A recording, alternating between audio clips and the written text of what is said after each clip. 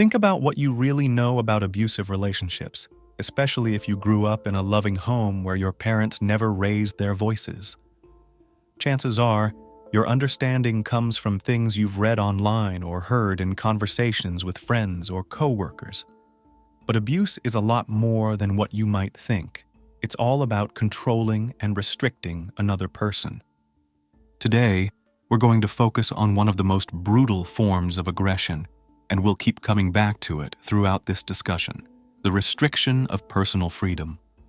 Abusive people often feel entitled to control every aspect of their partner's life: who they talk to, who their friends are, where they go, what they wear, and what time they come home. Sounds awful, right? But what's even worse is that these people think they're being generous. In their minds, they're giving freedom by allowing their partner to do things that, in a healthy relationship, wouldn't even be up for debate. Our heroine refused to live by the rules that were forced on her, and it cost her her life.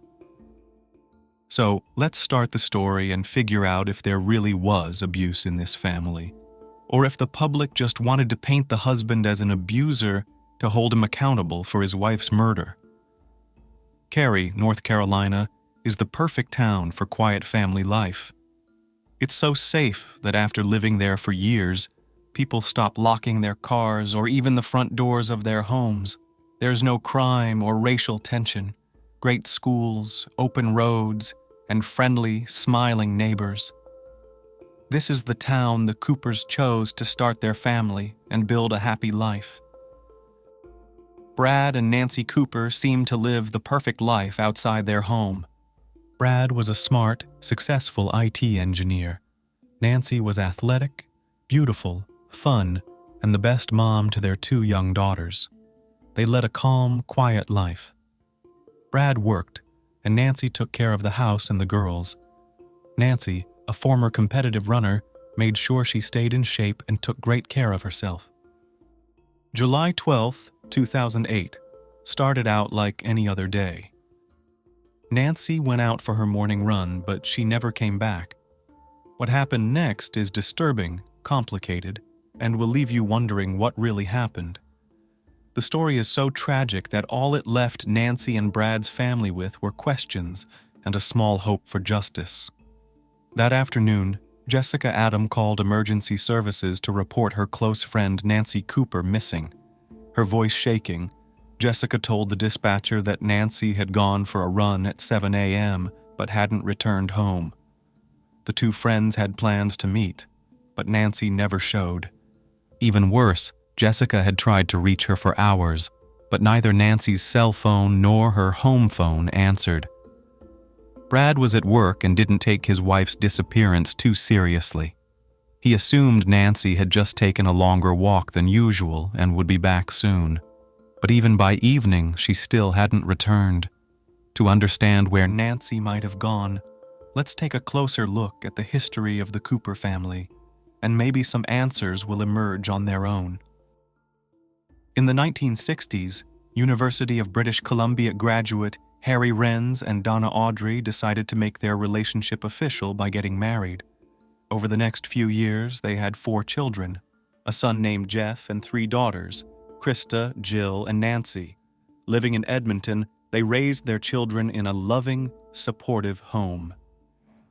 In 1988, Harry and Donna started an employment agency that helped people in Alberta, Canada, with life management, job training, and employment services. Nancy Renz was born on October 25, 1973, as an identical twin to her sister Krista. Nancy met Brad Cooper in Calgary in 1998 when she was just 24 years old. Tall and dark-haired, Brad immediately caught Nancy's eye, but it wasn't just his looks that won her over. It was his calm, steady personality. He was reliable, like a rock. Nancy fell in love. The feeling was mutual.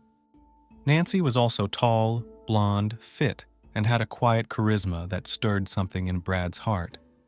Their relationship moved quickly, and when Brad got a prestigious job offer from Cisco Systems in Raleigh, North Carolina, he wanted Nancy to move there with him.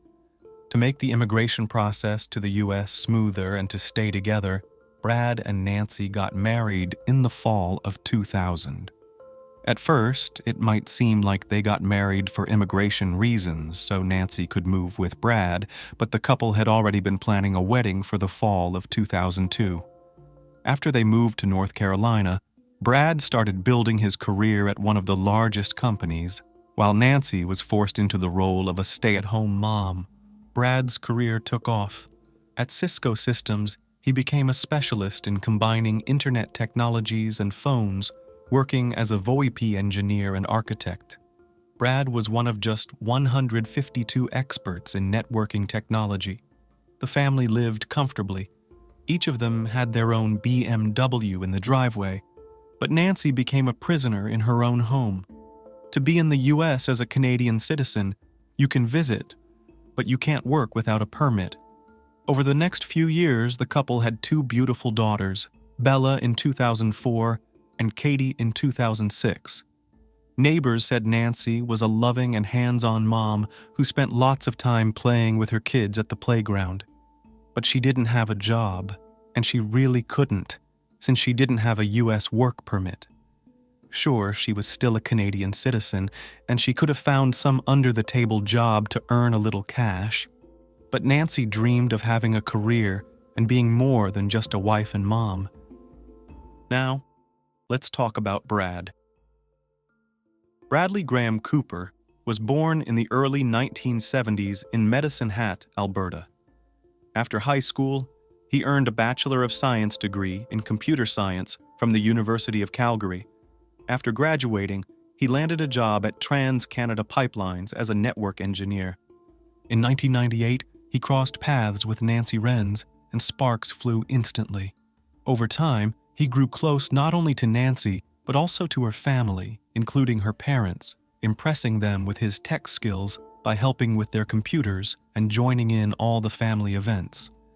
His talent and expertise eventually earned him a job offer from Cisco Systems in Raleigh, North Carolina. In 2005, Brad began working toward an MBA at North Carolina State University's College of Management. He went on to complete the degree, specializing in product innovation. While Brad's career was skyrocketing and he kept adding to his skill set, Nancy became his shadow. She had to give up her dreams and her own career. Nancy was once a runner who had hoped to compete in the Olympics. A bad knee ended that dream, but she still ran marathons and other races, bringing new people into the running community and making new friends, something that annoyed the more introverted Brad. Before long, their relationship started to deteriorate. According to friends, cracks in Brad and Nancy's marriage were there from the beginning, but Nancy never aired their issues in public and tended to idealize her husband. On the surface, they still seemed like the perfect family. But as Brad climbed the corporate ladder, he became more controlling and manipulative with Nancy. To him, she seemed like a boring housewife who had lost her spark, spending her days cleaning and taking care of the kids. Things got even worse when Nancy found out that her husband had been cheating on her with her close friend Heather in the spring of 2007. Brad denied it for months, but on New Year's Eve, he finally confessed, admitting to the affair but insisting it had only happened once, as if that somehow made it better. So, one time doesn't count, right? The couple decided to work on their marriage and started going to couples therapy, where Brad admitted he had lied and told Nancy that his affair with Heather had been going on for a long time. After that truth came out, they decided to split up and sell the house. Nancy planned to move back to Canada with the kids. But Brad wasn't willing to give up custody of the girls or let them go to Canada. So, to get back at her, he canceled Nancy's credit cards and made sure she couldn't take any further steps. Nancy was left alone in a foreign country, with two young kids and no money to survive. Now, let's go back to Nancy's disappearance. When people learned about the couple's rocky marriage, Nancy's friends and authorities immediately suspected Brad Cooper had something to do with her going missing. Nancy's parents, Harry and Donna Renz, became even more worried when they got the news that their daughter was missing. They immediately planned a trip to Cary to help search for her. When Nancy didn't show up by late evening, police came to the Coopers' home and questioned Brad about his wife. He told them that on Saturday morning, she got up earlier than usual and went for a run with a friend. Brad also mentioned that Nancy never took her cell phone or keys with her. He said she also skipped her usual routine of driving to a coffee shop to meet her running partner. This experienced runner, who had been training for a half marathon, apparently changed her route that day and didn't run on one of her usual trails. The police listened to Brad's story, but they were clearly surprised, since no one other than Brad had seen Nancy that day. The cops needed solid proof to back up Brad's claim that she left the house at 7 a.m.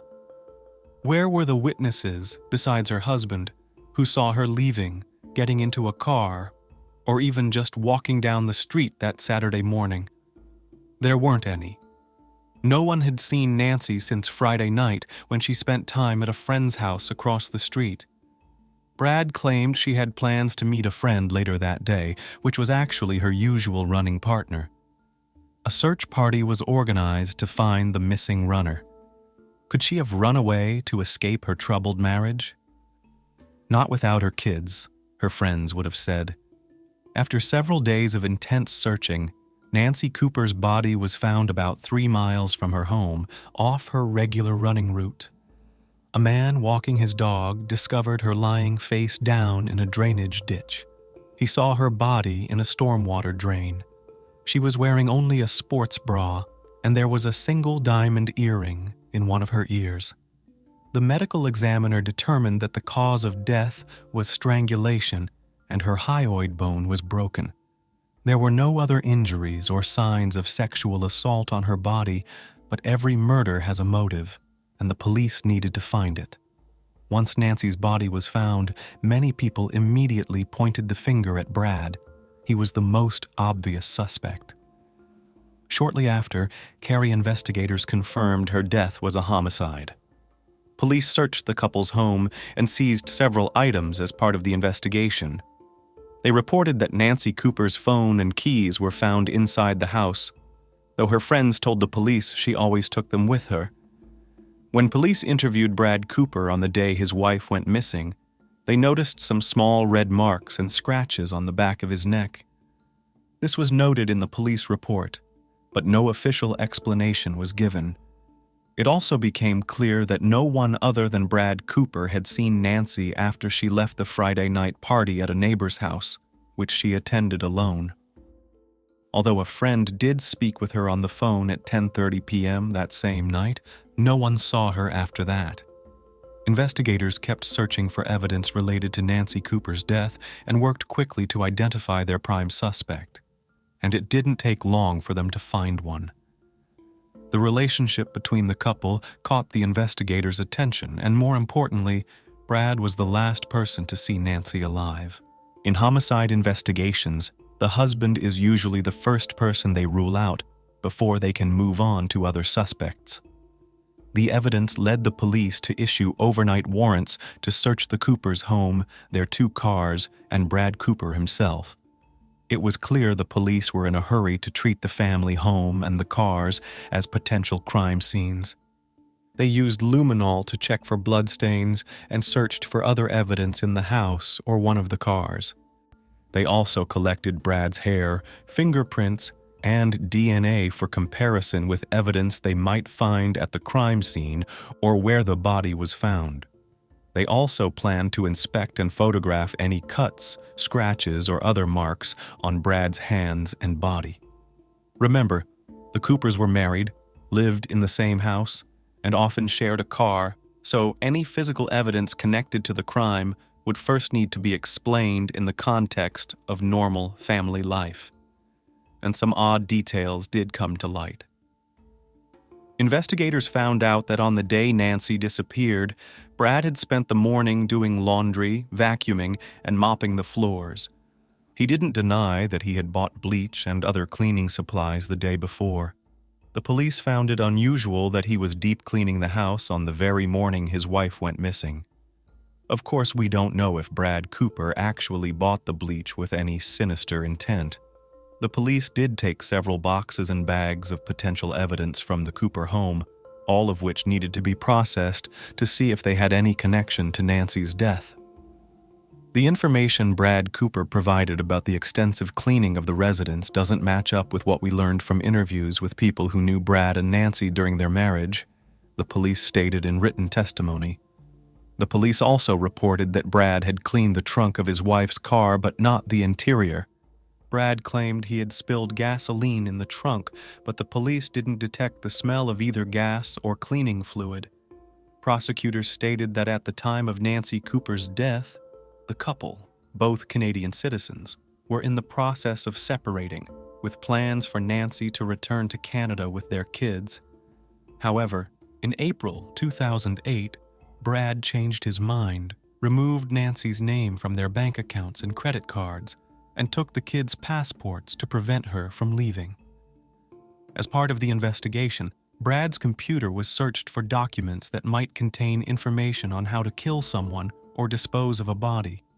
Detective Adam Dismukes said during cross-examination that certain areas of the couple's home, including the front hallway, suggested a possible struggle when Nancy returned home from the neighbor's party.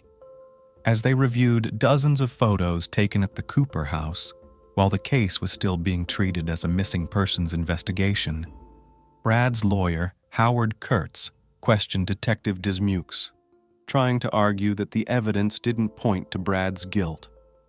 The photos showed that some things had been moved or changed between the afternoon of July 11, 2008, when Nancy was home, and the next day.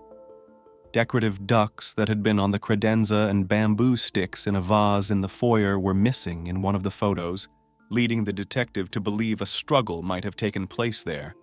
But Howard Kurtz argued that other items in the hallway weren't disturbed, including a lamp.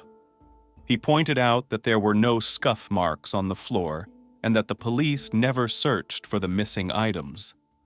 Other things in the house, Kurtz said, also remained untouched, like a glass coffee table and a lamp in the living room, as well as a computer in the home office. During a later interview, according to Dismukes, Brad Cooper said he felt the investigators already saw him as a suspect when the police searched their home. Based on police testimony, Brad Cooper strangled his wife in their Cary home and dumped her body a few miles away. "I believe Nancy Cooper came home early on the morning of July 12th, and Mr. Cooper killed her," said Detective Adam Dismukes. After gathering enough evidence, 37-year-old Brad Cooper was arrested in October 2008, more than 3 months after his wife Nancy Cooper was found dead 3 miles from their home in Cary. However, his trial didn't start until over 2 years later, in March 2011. During the 36-day trial, both the prosecution and defense presented their cases to the jury. Even though Brad maintained his innocence, the jury found him guilty of first-degree murder, and he was sentenced to life in prison. The evidence presented during the trial suggested that Brad had been having an affair and was becoming increasingly controlling and abusive toward his wife. The prosecution argued that he killed Nancy to get rid of her and continue his affair. Brad eventually cut Nancy off from their joint bank accounts, and she had told people she wanted to return to Canada with their 2 kids. According to jury foreman Andy Gilbert, the jurors came into the trial with an open mind. Brad Cooper was innocent until proven guilty. In particular, the testimony of 2 FBI agents revealed internet searches on Brad's laptop, including maps of the area where Nancy's body was found. The evidence presented by Special Agents Gregory Johnson and Chris Chappelle influenced the outcome of the case, said Andy Gilbert. It made a lot of the other circumstantial evidence more relevant and credible. Brad had initially agreed to the divorce and splitting up their assets, but he changed his mind when he realized how expensive it would be. Defense lawyers argued that the couple had financial troubles, and Brad took such steps to protect them from financial ruin. They also claimed he had changed his mind about Canada because he realized he wouldn't be able to see his kids as often as he wanted. In 2011, Brad pled not guilty, but was convicted after the jury reviewed the evidence. The jury of 10 women and 2 men took about 10 hours over 3 days to reach their verdict. On May 5th, he was sentenced to life in prison without the possibility of parole after the longest non-death penalty murder trial in Wake County.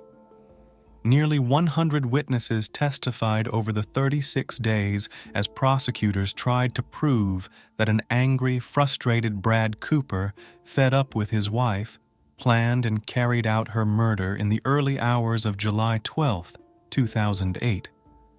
After the verdict, Nancy's parents filed a petition in court. They alleged that Brad had been involved in an affair, had yelled at Nancy, and verbally abused her. They also claimed Brad was emotionally unstable and a danger to the kids.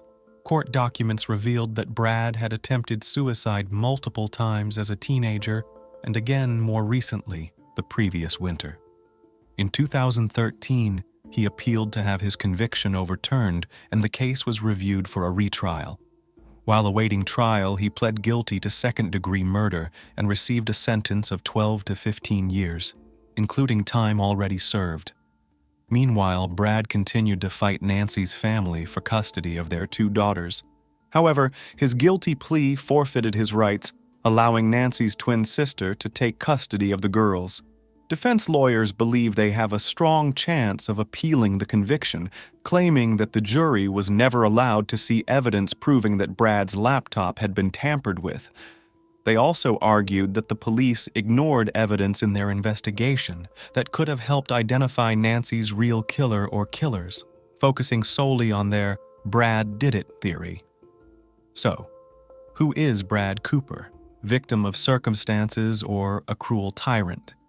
It's known that Brad Cooper attempted suicide as a teenager and threatened to kill himself in the winter of 2008, but suicidal tendencies often point to manipulative motives, a way to prove something to someone when arguments and strength to fight are gone. Bradley continued to maintain his innocence throughout the trial, but in 2015, he finally confessed to killing Nancy, admitting he strangled her during an argument and dumped her body in a drainage ditch. At 40 years old, Brad Cooper pled guilty in Wake County Superior Court to the murder of his wife, Nancy, back in 2008. He had originally been convicted of first-degree murder in 2011, but the North Carolina Court of Appeals overturned that conviction. Judge Paul Gessner then sentenced Cooper to 12 years in prison, giving him credit for the 5 years he had already served.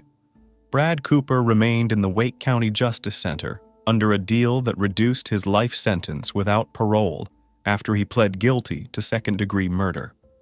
Following his successful appeal of the first-degree murder conviction in 2011, his sentence was reduced to a minimum of 12 years. The unfaithful husband confessed to killing his wife only years after dumping her body, dressed only in a bra, in a drainage ditch, before reporting her missing after a run.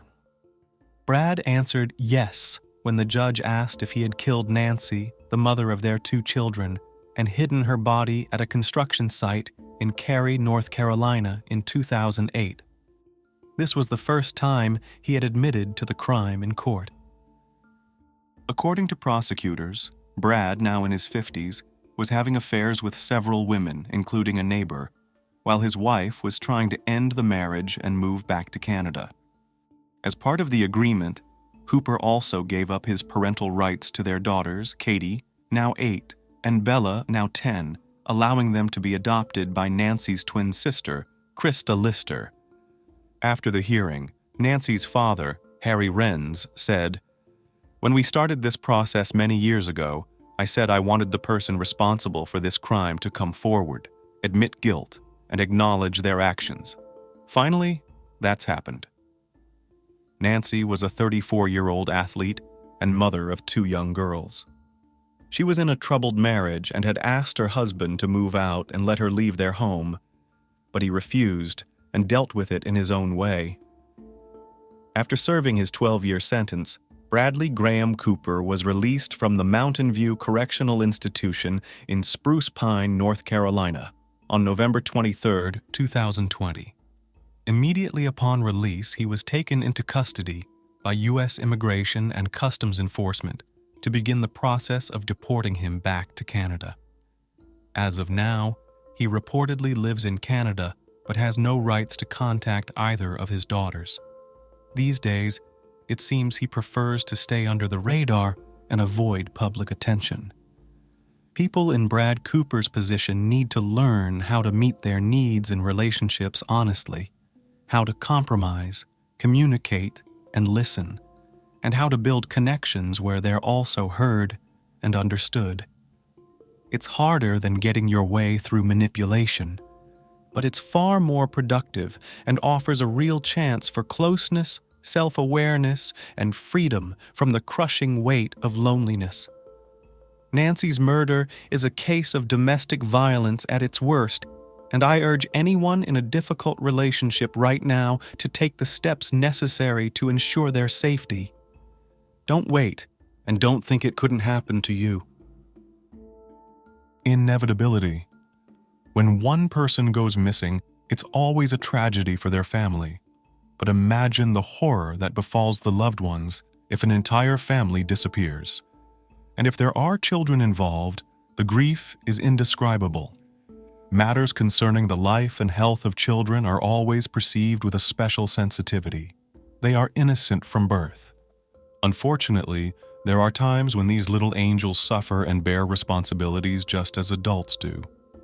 A complicated situation unfolded in the fall of 2013 in Deltona, Florida, USA, involving the family of Yesenia Suarez and Luis Toledo. The 28-year-old mother vanished along with her children, 9-year-old Thalia and 8-year-old Michael Otto. Law enforcement officers began the search and investigation into the disappearance immediately. However, the clues discovered soon left the seasoned officers astonished. What happened overnight from October 22nd to October 23rd is shrouded in mystery and defies all logic. Disappearance. The next morning, Felicita Perez, the mother of the main character, waited for her usual call. Yesenia called her every day between 8:30 and 9 a.m., but this time there was no call. The elderly woman grew concerned, as such behavior was out of character for her daughter. Over the next 2 hours, she tried to make contact, but all attempts were futile. The mobile phone of the person being called was turned off. Felicita then called the school where her grandchildren attended. However, the administration informed her that the children had not arrived for classes. The mother's concern grew. Around 11 a.m., she decided to visit Yesenia's home, but nobody answered the door. After this, the worried woman sought help from the police. The compelling arguments she presented convinced the officers to respond to the message. Upon arriving at Yesenia's residence, police officers began inspecting the house and the surrounding area. Soon after, 35-year-old Luis, the husband of the missing woman, arrived. He seemed surprised to find law enforcement at his home and initially expressed indignation. However, once he learned the reasons for their presence, he softened. During the conversation, the man mentioned that he last saw his wife and children the night before. After a minor argument, she packed some belongings and left, saying nothing to him. The family was on the verge of divorce, so after another quarrel, he spent the night in the car. By morning, the house was empty. Toledo stated that he was deeply saddened that after years together, his wife did not even bother to say goodbye. His words were credible. He also gave permission for a search. Inside the home, except for scattered children's toys, everything was orderly. No signs of forced entry or struggle were detected. It seemed quite possible that the young woman left at the first opportunity along with her children. Also missing were her second car, a 2013 Honda Accord, as well as her personal items, documents, and mobile phone. Nevertheless, there were elements that raised concerns. Firstly, Suarez was very close to her relatives. Therefore, she would not have kept them in the dark and would have informed them of her plans or current whereabouts. Secondly, a peculiar smell lingered in the house, especially strong in the bedroom, bathroom, and the hallway leading from it. At places, the smell of cleaning products mixed with the scent of vinegar. This led detectives to two conclusions. Either the homeowners were exceptionally clean, or someone was attempting to destroy evidence of a crime that had occurred there. Thirdly, Felicita's account raised suspicions. She had previously told the police that on October 22nd, a terrible argument occurred between Yesenia and Luis, during which he showed aggression and struck her daughter. Finally, neighbors of the couple, who had gathered at the arrival of the police, reported strange noises coming from the house under investigation. Witnesses explained that they heard something resembling a scream around 2 a.m., but did not attach any significance to it.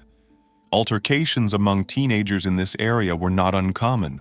Therefore, only when law enforcement arrived did they realize that something extraordinary had happened. On the brink of collapse, subsequent investigations shed light on the details of the argument mentioned by the mother of the missing woman and her children. Luis suspected his wife of infidelity and had installed a tracking program on her phone. This led him to discover an affair between Yesenia and her colleague, Kevin Dren. On October 22nd, the distraught husband confronted his wife at her workplace, publicly accused her of infidelity, and slapped her. He then declared he would not hinder the lovers further. During the conflict, one of the organization's employees called emergency services to report the incident. However, Toledo left the building before the police arrived. The officers interviewed Suarez, who admitted that she often experienced such uncontrollable behavior from her husband, but had never sought help. Her statements were documented and recorded. After work, Yesenia visited her mother's house, where her children were waiting. They had dinner together, after which Toledo called her. Felicita recounted hearing about their conversation. Luis apologized and pleaded not to press charges against him. He also warned that something unpleasant might happen if she did not comply with his demands. It turns out the protagonist of the story had decided to obtain a restraining order against her husband. But after the call, she changed her mind, explaining to her family that it would only make things worse. Late in the evening, Toledo came to his mother-in-law's house and spoke with the women. He was distraught, complaining that his marriage was falling apart. He expressed his love for his family and his desire not to lose them. Yesenia, however, was determined and declared that a divorce was imminent. After this, he left. To give him time to cool off and come to terms with the new reality, the woman initially decided to stay overnight at her parental home. Nevertheless, after meeting with her husband, she took the children and returned home. Unfortunately, this was the last time the mother saw her daughter and grandchildren. Arrest. Due to the incident at Suarez's office the day before and her subsequent disappearance, the police had solid grounds to arrest Luis. The man was shocked and appeared bewildered. At the station, he reiterated his version of the events that happened overnight. After arguing with his wife at her mother's house, he went to a neighbor's place, where he stayed until 1 a.m. He then decided to spend the night in his car to avoid further conflict. At 7 a.m., he returned home and found that no one was there. Despite this, the suspect remained calm and did not express any concern for the missing individuals. He explained this by his confidence that they would soon return or make contact. He claimed Yesenia was not the kind of person who kept others regularly informed, and the current situation was just a foolish coincidence. A love story. Yesenia and Luis met in 2009 during a street festival. They were immediately attracted to each other and quickly fell in love. However, their relationship was anything but harmonious. Everyone around them was convinced that the two were not suited for each other. Suarez had been through a failed marriage before. At 24, she found herself a single mother of 2 young children. Thus, she was determined to set up their lives in the most favorable way possible. She dreamed of providing them with a good education and a better future. To this end, she re-enrolled in college and took up a full-time job. Yesenia worked for an American canine detection service in Lochmere, a company known for training dogs to work with military and police forces. Luis, in contrast to his partner, was older and just beginning to sort out his life. He had been convicted multiple times in the past and was a former member of the Latin Kings gang. Thanks to his disposition and well-honed fighting skills, he had once held a leading position within the group. However, after turning state's evidence and betraying his peers, he lost his former influence and respect. Therefore, Toledo left the gang, turned away from his criminal past, and enrolled in college for barber training. He even got baptized and started attending church. Luis emerged as a sociable and caring person who tried to help everyone. After meeting Yesenia, he transformed completely. He became a loving and tender partner to her and a caring stepfather to her children. All the neighbors spoke highly of him. They often saw him spending time with his family and playing with the kids in the yard. The young couple got married on the first day of 2011. Although their relationship was initially happy, over time everything changed. Respect and understanding faded away. Luis began to spend a lot of time on video games and neglected his family duties. It seemed all his attention had shifted to the virtual world. His wife repeatedly expressed her grievances, but the situation would only improve temporarily. Felicita often visited the couple since she lived just a few blocks away. Therefore, she was well aware of everything happening in her daughter's life. Gradually, the number of arguments in the family increased. Toledo genuinely did not understand what was expected of him and why they couldn't live as before. One day, he became so angry that he physically lashed out at his wife. After this, their marriage began to crumble. Eyewitnesses. After Luis was detained, detectives began interviewing relatives and acquaintances of the missing family. They also contacted Yesenia's lover, Kevin. He reported that he had spoken with her late on the evening of October 22nd. He called to check on her, concerned that she might be in trouble after the incident at work. During the conversation, Suarez seemed tense, but she assured him that everything was fine and that it would just take some time to settle down.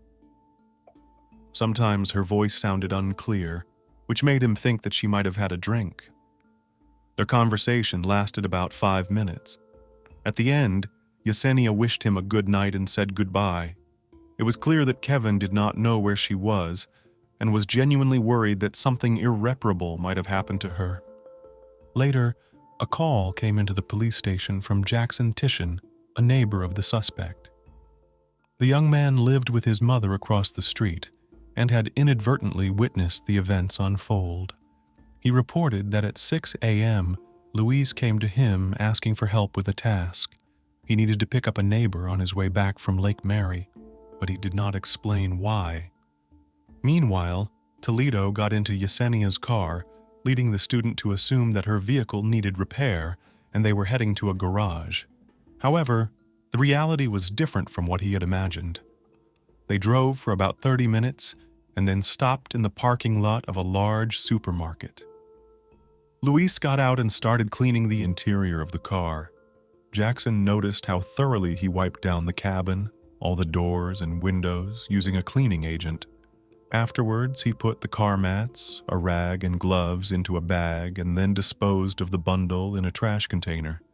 At that moment, the eyewitness did not understand what was happening and felt mixed emotions. He began to suspect that something serious had occurred the night before.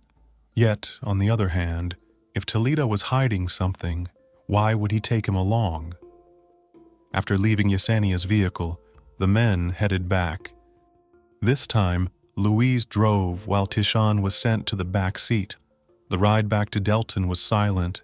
Unable to bear the tension, Jackson finally asked what had happened. The neighbor simply replied that he had lost his temper and refused to explain further. The incident occupied the 20-year-old student's mind all morning. But after hearing rumors about the family's disappearance, he pieced together the events and immediately called the police. Later, the young man was questioned in the office and confirmed everything he had said on the phone. He then directed law enforcement officers to the location of the sought-after vehicle and the container where Luis had discarded the items. Armed with Jackson's testimony, Detectives summoned Toledo. Everyone hoped to see Yesenia and her children alive, so they hoped the alleged criminal would confess sooner rather than later. Therefore, they informed him of everything the neighbor had reported and asked him to comment on these statements.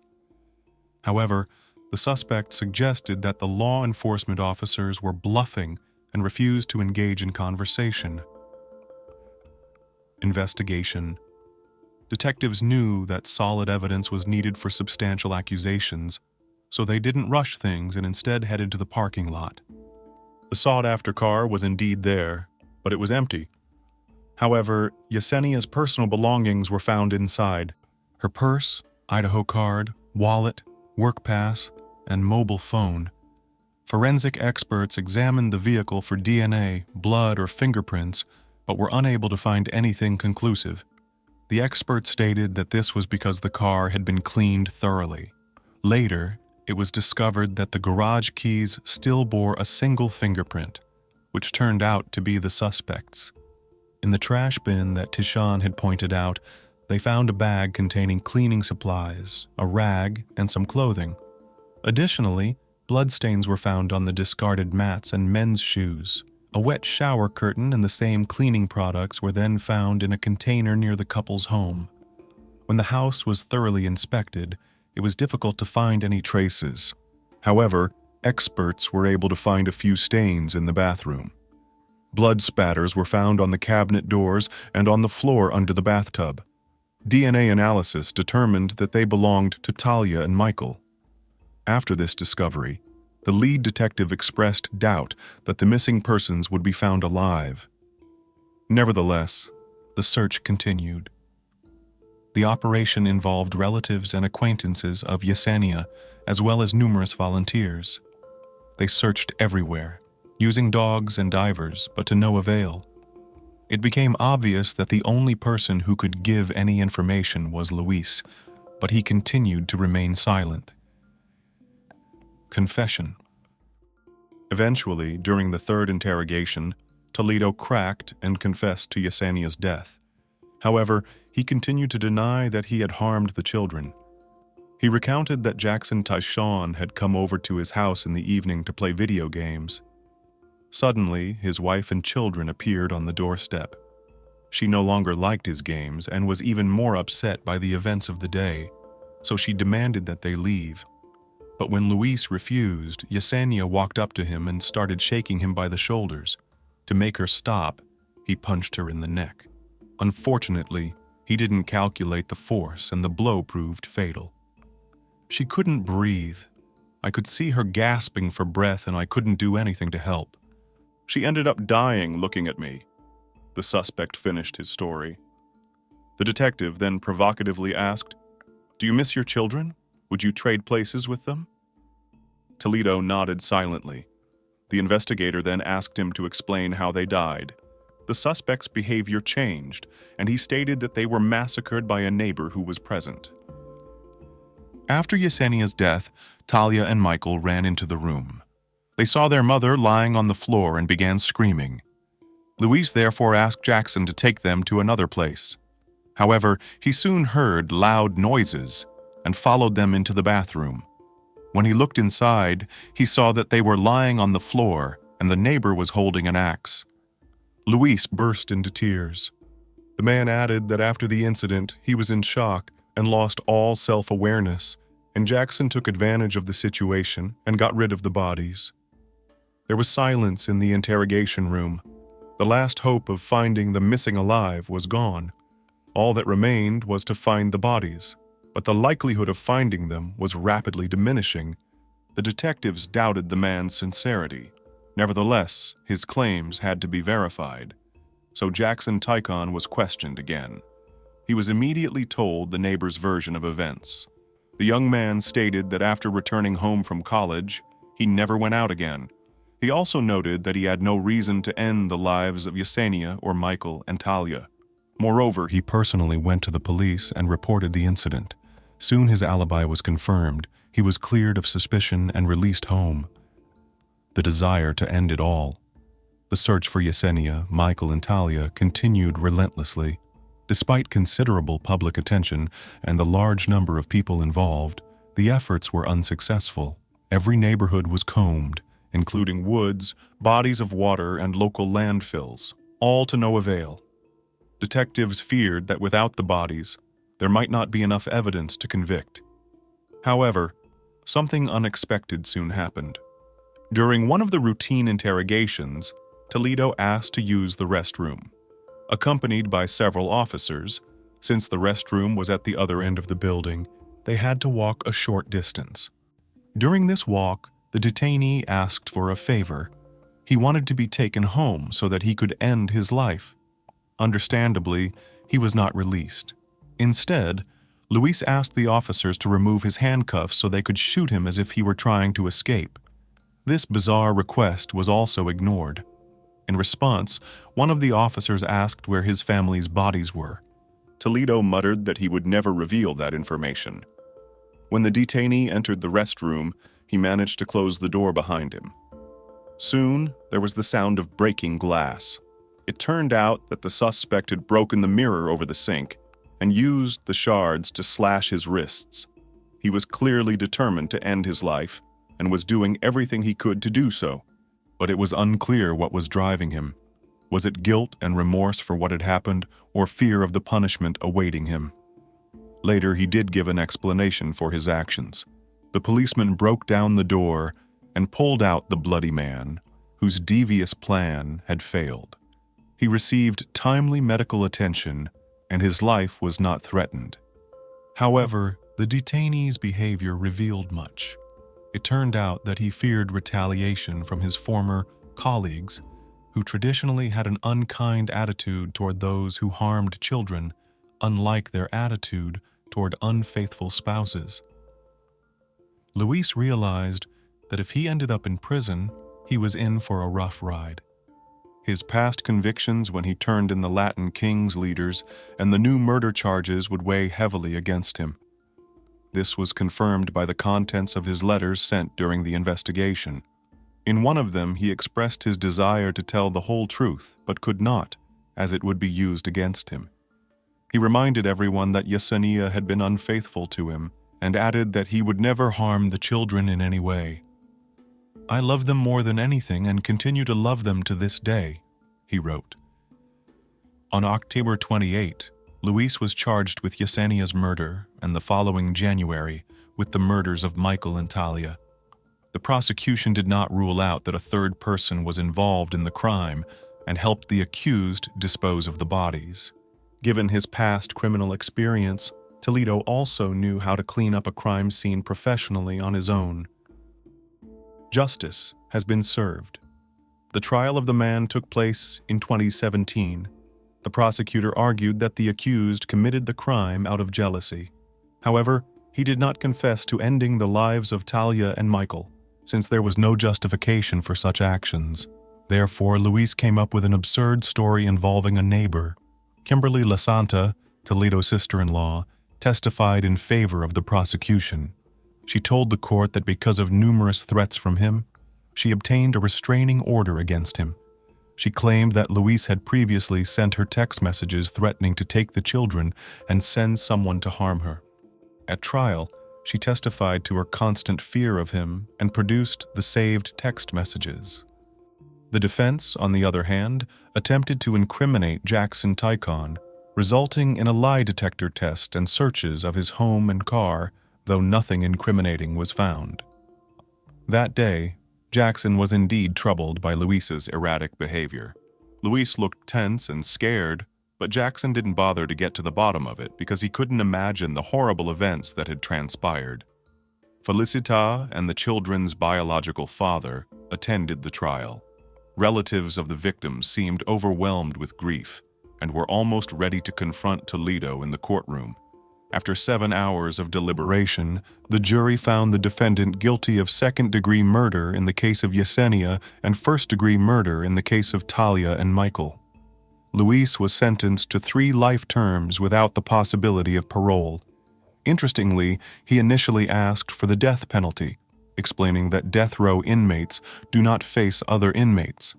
and therefore he would not face retaliation from former gang members with whom he was once associated. The defendant knew that there was a bounty on his head and that he would suffer for the rest of his life. Everyone but the defense was convinced that Toledo had no remorse for his actions, but was simply afraid of what awaited him after the trial. The relatives of the victims were satisfied with the verdict. Outcomes. It is known that Yesenia and her children were active members of the Spanish-speaking Seventh-day Adventist church community in Deltona. The mother was studying at Rollins College in Winter Park, Florida. In spring 2014, she was expected to graduate with honors with a bachelor's degree in human resources management. After her disappearance, the college posthumously awarded her the degree. As of April 2024, the convicted Toledo continues to serve his sentence. He claims that he did not interrupt Talia and Michael's lives and does not know the whereabouts of their bodies. In one of the letters written from prison, he appears to have coded the message, writing that he sent 3 boxes, 1 large and 2 small ones. The large package reached its destination and the 2 small ones were fine. He added that he cared about what happens to him next, but he was innocent of the charges against him. Perhaps in this way, he wanted to let his acquaintances know that his conscience was clear and he should not be punished. Nevertheless, the evidence was against him. Even the fact that he had previously served 4 years for burglary, robbery, and kidnapping spoke volumes. It is possible that he did lose control of himself and committed inexplicable acts. Experience shows that those who embark on a criminal path rarely get off it. Who organized a bloodbath in a quiet town? Almost any crime in a small, quiet town where everyone knows each other becomes a high-profile event that will be discussed for a long time. But if it is a brutal crime against an entire family, which has never happened before in these parts, then such stories very quickly grow all sorts of rumors, speculation, fictional gruesome details, and eventually turn into a real urban legend. In the fall of 2010, the small Australian town of Kapunda, with a population of only 3,000 people, located on the Light River, near the Barossa Valley in South Australia, was shaken by the horrific news of the massacre of an entire family. Local law enforcers had never encountered anything like this before, and therefore found themselves in a state of confusion. Rumors immediately spread around the city. Everyone retold the story in their own way, so that the police even had to partially classify the case so as not to leak information and not to sow more panic. The dead family was well known and respected in the city. They had no enemies and ill-wishers, as it seemed to everyone at that time, and there was no motive for the crime at first glance either. What happened looked like a senseless bloodbath, and detectives even suggested that it was the work of some madman or maniac. It is noteworthy that the real culprit was not even initially included in the number of suspects, and probably would have been able to get away with it if he had not accidentally given himself away. The story of the Rowe family. The head of the family, Andrew Rowe, was a native of England, where he was born in 1965. At the age of 3, he and his parents emigrated to Australia, where they decided to stay forever. The family settled in the suburbs of Adelaide, where the boy went to school. He from an early age was sociable, had a great sense of humor, and had a lot of friends, and also loved fishing with his father. After graduating from high school while studying in the capital of South Australia, Adelaide, a young man met the same cheerful girl named Rose, who was only a year younger than him. Between students quickly began a romantic relationship, and in 1985, they married, playing a modest wedding, which was attended only by their closest people. In 1987, the couple had their first child together, a boy, whom the happy young parents named Christopher, and in 1994 their daughter Chantel was born. The family settled in a quiet and cozy town, Kapunda, where they opened their own small business, founding a company that provided professional carpet cleaning services. Their business quickly took off. and the business brought in a good income, allowing the row to do nothing to deny themselves. The children attended one of the local schools, where they studied well, and in high school began to work part-time, striving for self-sufficiency and financial independence. The eldest son was interested in music and practiced guitar, while the youngest daughter painted well, attended a dance studio, and played on the school basketball team. Chantel was described as a very kind, sympathetic girl, always ready to come to the aid of those who were in trouble. She dreamed of getting a law degree and becoming a lawyer, and her brother decided to connect his fate with programming and computer technologies. The children were very close to their parents, and in general their family was friendly, strong, and happy. In the summer of 2010, 23-year-old Christopher moved out of his parents' home and began living with his girlfriend in the same city, just a few blocks away from his family. And in late September of the same year, Chantel got a part-time job at a roadside cafe as a waitress. It was inconvenient for her to get to the workplace, so her father or brother drove her there. Since the girl was already 16 years old, she dreamed of passing her driver's license as soon as possible to drive a car, but these dreams, alas, were not destined to come true. On November 4th, 2010, Christopher, together with his girlfriend, went on vacation to Brisbane, and soon after returning, young people planned to play a wedding. But on the 8th, after the young man was unable to reach any of his family members, he became very concerned. Chris called his father's office, and after learning that he did not go to work for an unknown reason and did not answer the phone, he realized that something bad had happened. So he called his friend and asked him to go to their house to see if everything was okay. A brutal massacre of a family. On November 8th, around 3 o'clock in the afternoon, a patrol car pulled up to the Rowe family home. It is worth noting that at the time, the small-town police station had only 2 people working, and when they realized that they were dealing with a brutal triple crime, they immediately requested help from the administrative center.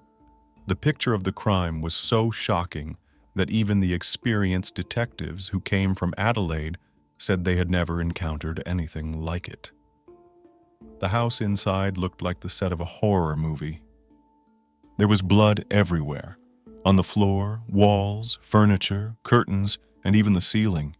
The breathless and badly disfigured bodies of 45-year-old Andrew and 44-year-old Rose lay in the kitchen, while Chantel's torn body lay on the bed in her room.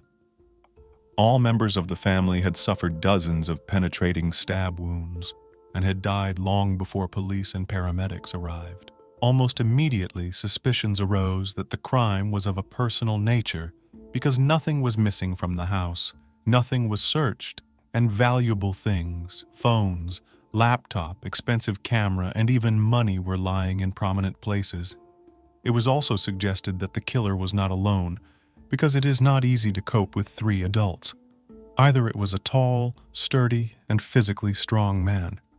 The detectives noticed that in some places the footprints had been ineptly washed and wiped, which led them to conclude that the perpetrator had attempted to hide the evidence, but soon gave up and abandoned the idea. There were also clear, bloody shoe prints on the floor, heading towards the door, but suddenly breaking off, which could indicate that the perpetrator had taken off his shoes and left in socks. Another curious point is that there were no signs of forced entry. This could indicate that the victims either knew their perpetrator and led him into the house themselves, or he got in by some other means. The family, by all accounts, had no enemies or ill-wishers, and no one could even guess who and why the parents and daughter had been so brutally murdered. Several clear fingerprints were found on the door in the room of the murdered girl, but checking them against the police database yielded nothing. The person who left them had never previously come to the attention of law enforcers. He either did not commit offenses or went unpunished.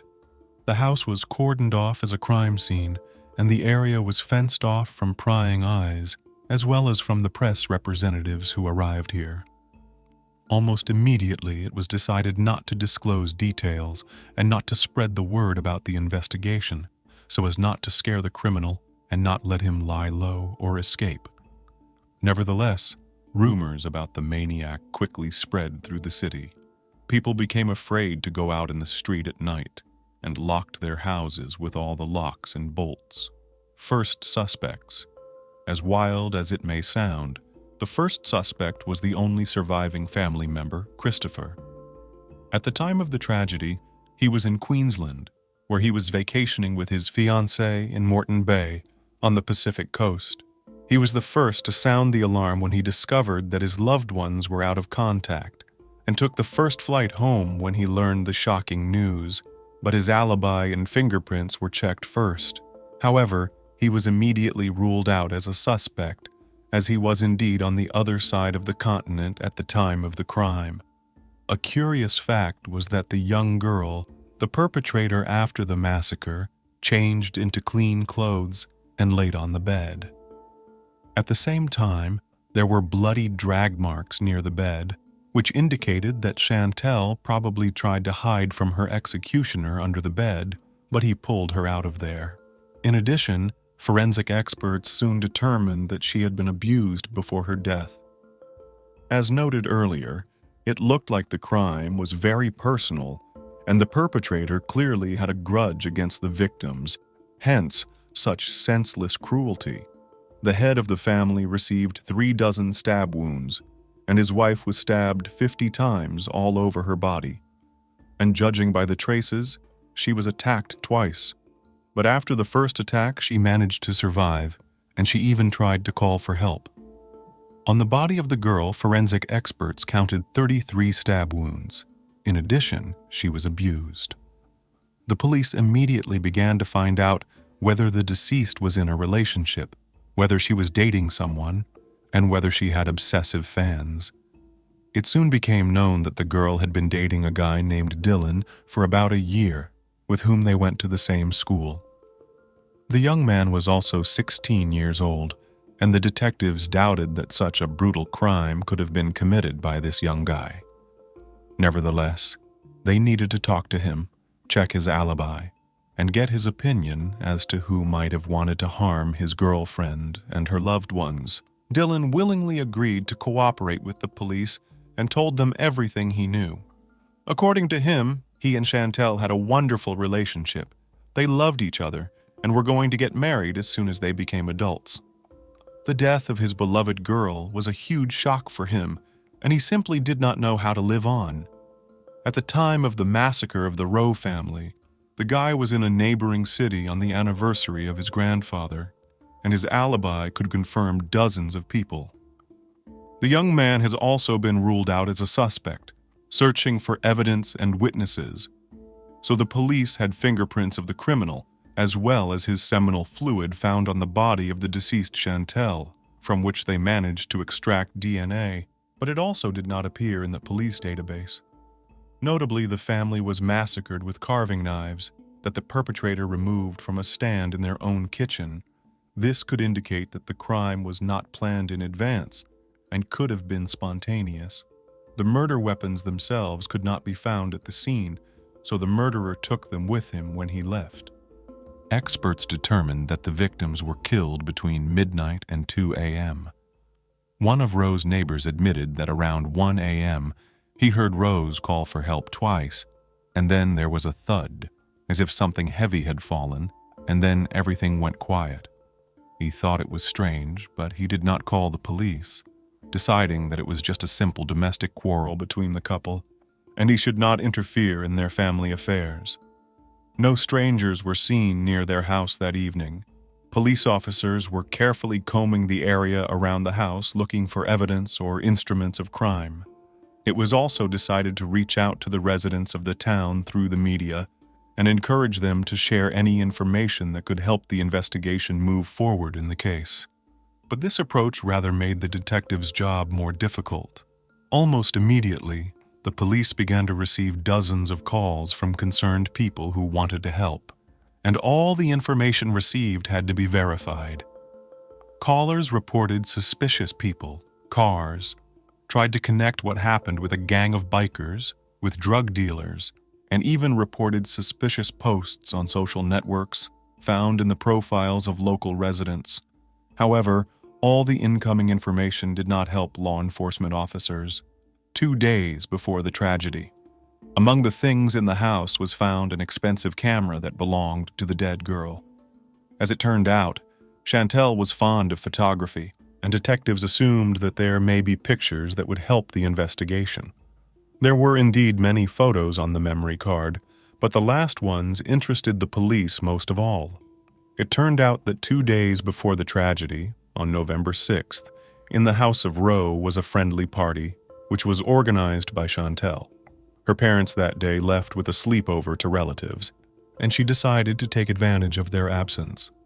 But it should be noted that it wasn't some kind of party with alcohol or something worse, but quite decent and quiet, sitting over watching movies and cooking dinner on the barbecue. Chantel had only invited her boyfriend and 3 of her best friends with their other halves, so there were only 8 people in the house. That evening, the hostess of the house took a lot of pictures that captured their good time.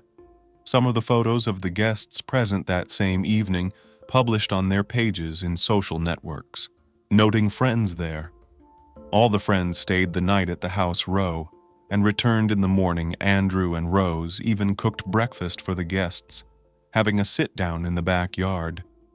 Detectives decided that it was necessary to interview all the people who were present at that party, to find out whether the girl had enemies, envious or stalkers, as well as to take everyone's fingerprints to compare with the samples found on the door of the room of the deceased.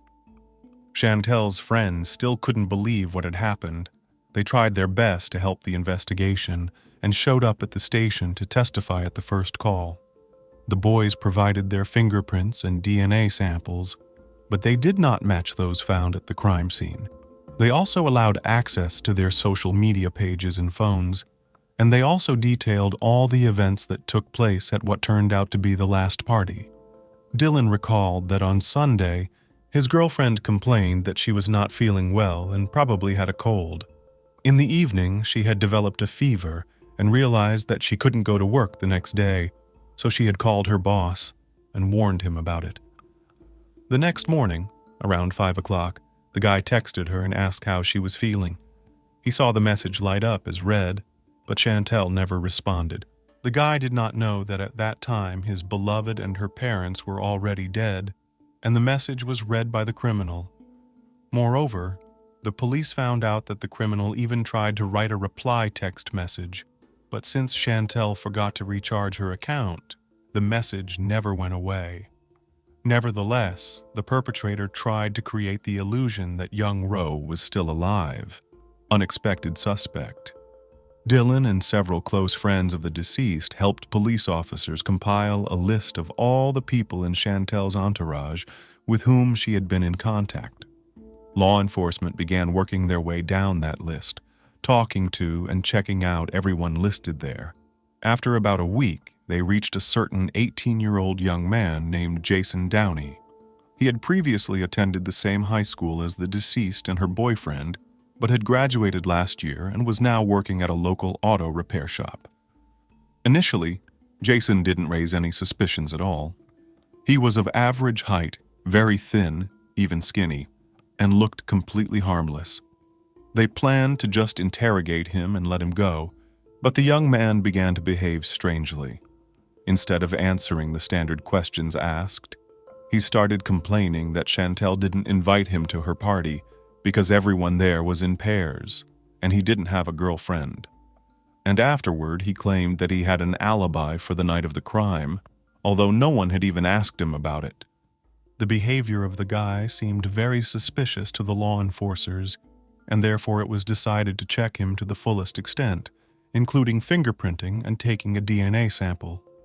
Hearing about this, Downey did not show any excitement or concern and simply agreed to undergo all the necessary procedures. At this point, the police again doubted his guilt, but still decided to follow through with the test. When the expert took the guy's fingerprints, he noticed relatively fresh, deep cuts on his palms. Jason explained that he had hurt himself on the job at the machine shop, but all the cuts looked smooth, as if they had been made with a thin, sharp tool. The test results showed that it was Downey's prints that were found on the dead woman's bedroom door. For the full picture, all we had to do was wait for the DNA test results, which were due in 2 days. In the meantime, they decided to talk to the guy again and ask him how his fingerprints ended up in the house of the deceased if he had not been present at the party the night before. The suspect again looked perfectly calm and explained that he had visited Rose's house with Dylan about a month and a half ago and had probably left fingerprints there. But this version did not correspond to reality because the prints were fresh and clear. They were not dusty. They were not smudged or rubbed, which would have happened to them over such a long period of time. And on November 16, 2010, the DNA results came back from the lab, dispelling any last doubts. It was Jason who had abused the girl that night and taken her life as well as that of her parents. But why would he do that to her? And where did this scrawny young man get his strength and rage? He was arrested the same day, and now the detectives had to find out what moved this man and what was the motive for such a brutal massacre of the family. Who is Jason Downey? Jason Downey was born in September 1992 in the Scottish town of Kilmarnock, where he spent his childhood and early adolescence. He was the youngest of 2 children in the family and was raised with his own older brother, Jamie. His parents divorced when the boy was only 8 months old, and from then on he was raised by his mother, Lorraine. His father soon remarried, and the brothers had a half-sister, Judy, with whom, however, they practically did not communicate. When Jason was 13 years old, they emigrated with his mother and brother to Australia and settled in the town of Kapunda. In the new place, the woman married for the second time to a local resident, whom she had previously met through the internet. The boy, who grew up in a big city, did not like it here at all. He literally hated provincial life and dreamed of getting out of here. Jason had almost no friends at school. He was considered strange, and they talked to him more out of pity. He was overly talkative, self-assured, and constantly lied, telling everyone what a talented athlete he was, how popular he was, and how many admirers he had.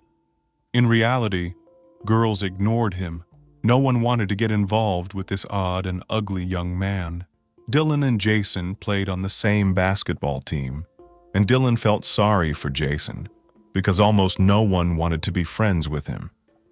He started inviting him to various friendly gatherings and even introduced him to his girlfriend Chantel, which turned out to be a fatal mistake. Chantel also communicated with Downey out of politeness and pity because he was a friend of her boyfriend, and she also a couple of times stood up for him in front of other teenagers who tried to insult him. However, her desire to help a hurt and hounded boy led Jason to fall madly in love with her. Moreover, he began to think that she has the same feelings for him, but because of Dylan cannot say it openly. Over time, teenage crush transformed into a real obsession, but others did not notice it, as Downey became more and more immersed in his fantasies, in which he was happy with Chantel. The girl never gave him hope or made any ambiguous hints, but only tried to be polite and friendly. She just happened to be the only one who was kind to him, and he mistook it for love. The arrest and the first interrogation. When the last doubts that Jason had committed the triple crime were dispelled, the law enforcers realized that the arrest could not be delayed, but they did not know how best to do it because they were afraid that the guy might not have done something. Everyone knew exactly what he was capable of, so they decided to lure him to the station under a harmless pretext. As soon as the suspect arrived, handcuffs were snapped on his wrists. Surprisingly, the guy showed no emotion at all. He wasn't surprised, scared, or angry. He was completely calm. Downey denied all the accusations and tried his best to get out of it. He insisted that he left his fingerprints when he visited the house a month and a half ago. And when the guy was asked how his DNA ended up on the body and inside the deceased, he said that at the same time during his visit, they had consensual intimacy. Of course, this could not be true, because seminal fluid could not have remained on the body for so long, neither inside nor outside. As for the suspect's alibi, he stated that he had an argument with his mother and stepfather in the evening, after which he went to sleep in the car. The parents confirmed the fact of the quarrel, but no one knew where Jason went afterward. The police also managed to find out that in the evening, November 7th, he called Dylan, from whom he learned that Chantel was sick and would stay home on Monday.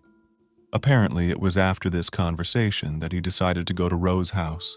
Around the same time, police were able to locate a pair of shoes discarded in a deserted area with traces of blood on them. The sole prints matched the marks at the crime scene. The shoes showed traces of blood from all three victims, and inside were Downey's own sweat, reconstructing the timeline of events.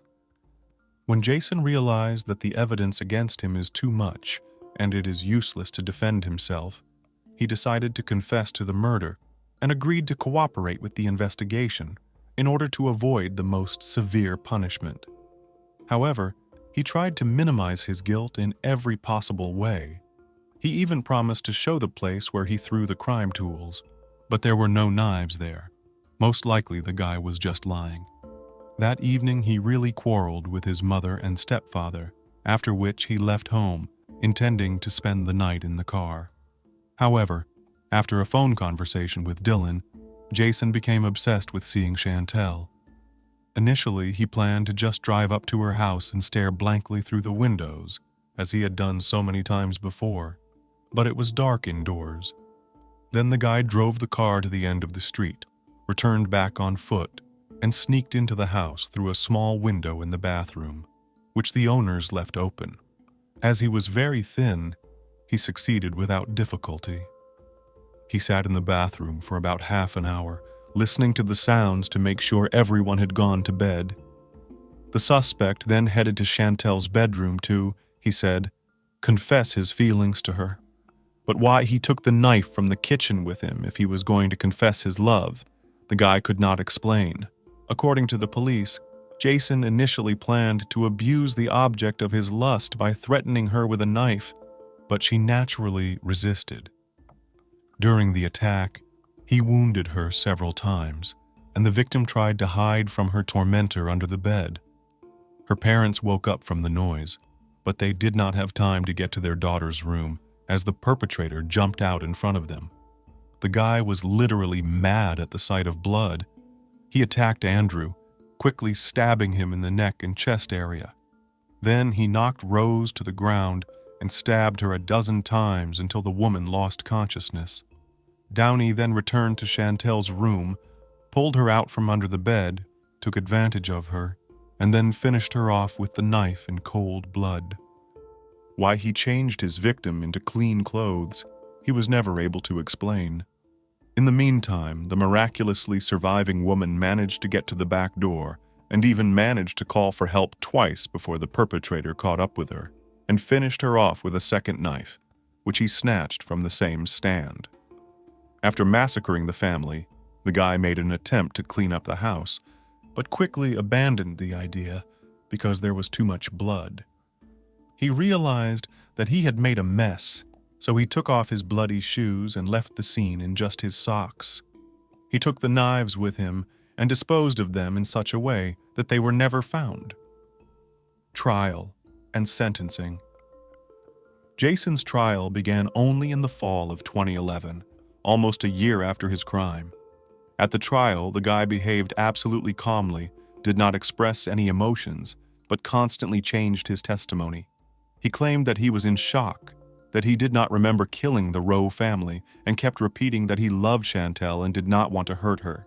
It is noteworthy that after the massacre he took with him the victim's pendant, which was later found in his room during a search, and the chain from the pendant was in the glove compartment of his car. At trial he recounted again that Chantel had not invited him to a party she had thrown at her house the night before because he did not have a date. Allegedly, he was very upset that he had been ignored and noted that the tragedy might not have happened if Chantel had called him then. The defendant testified with a completely impartial face. And in a phone conversation, he told his brother that he pleaded guilty to avoid a life sentence. That is, Jason was not remorseful at all, but only wanted to receive a lighter sentence. However, he managed to get his way. On April 19, 2012, Downey was found guilty of a triple crime. He was sentenced to life imprisonment with the possibility of qualifying for parole after 35 years. During the announcement of the sentence, not a single muscle on his face did not tremble. He remained as calm and impartial as if it was not about him, but about someone else.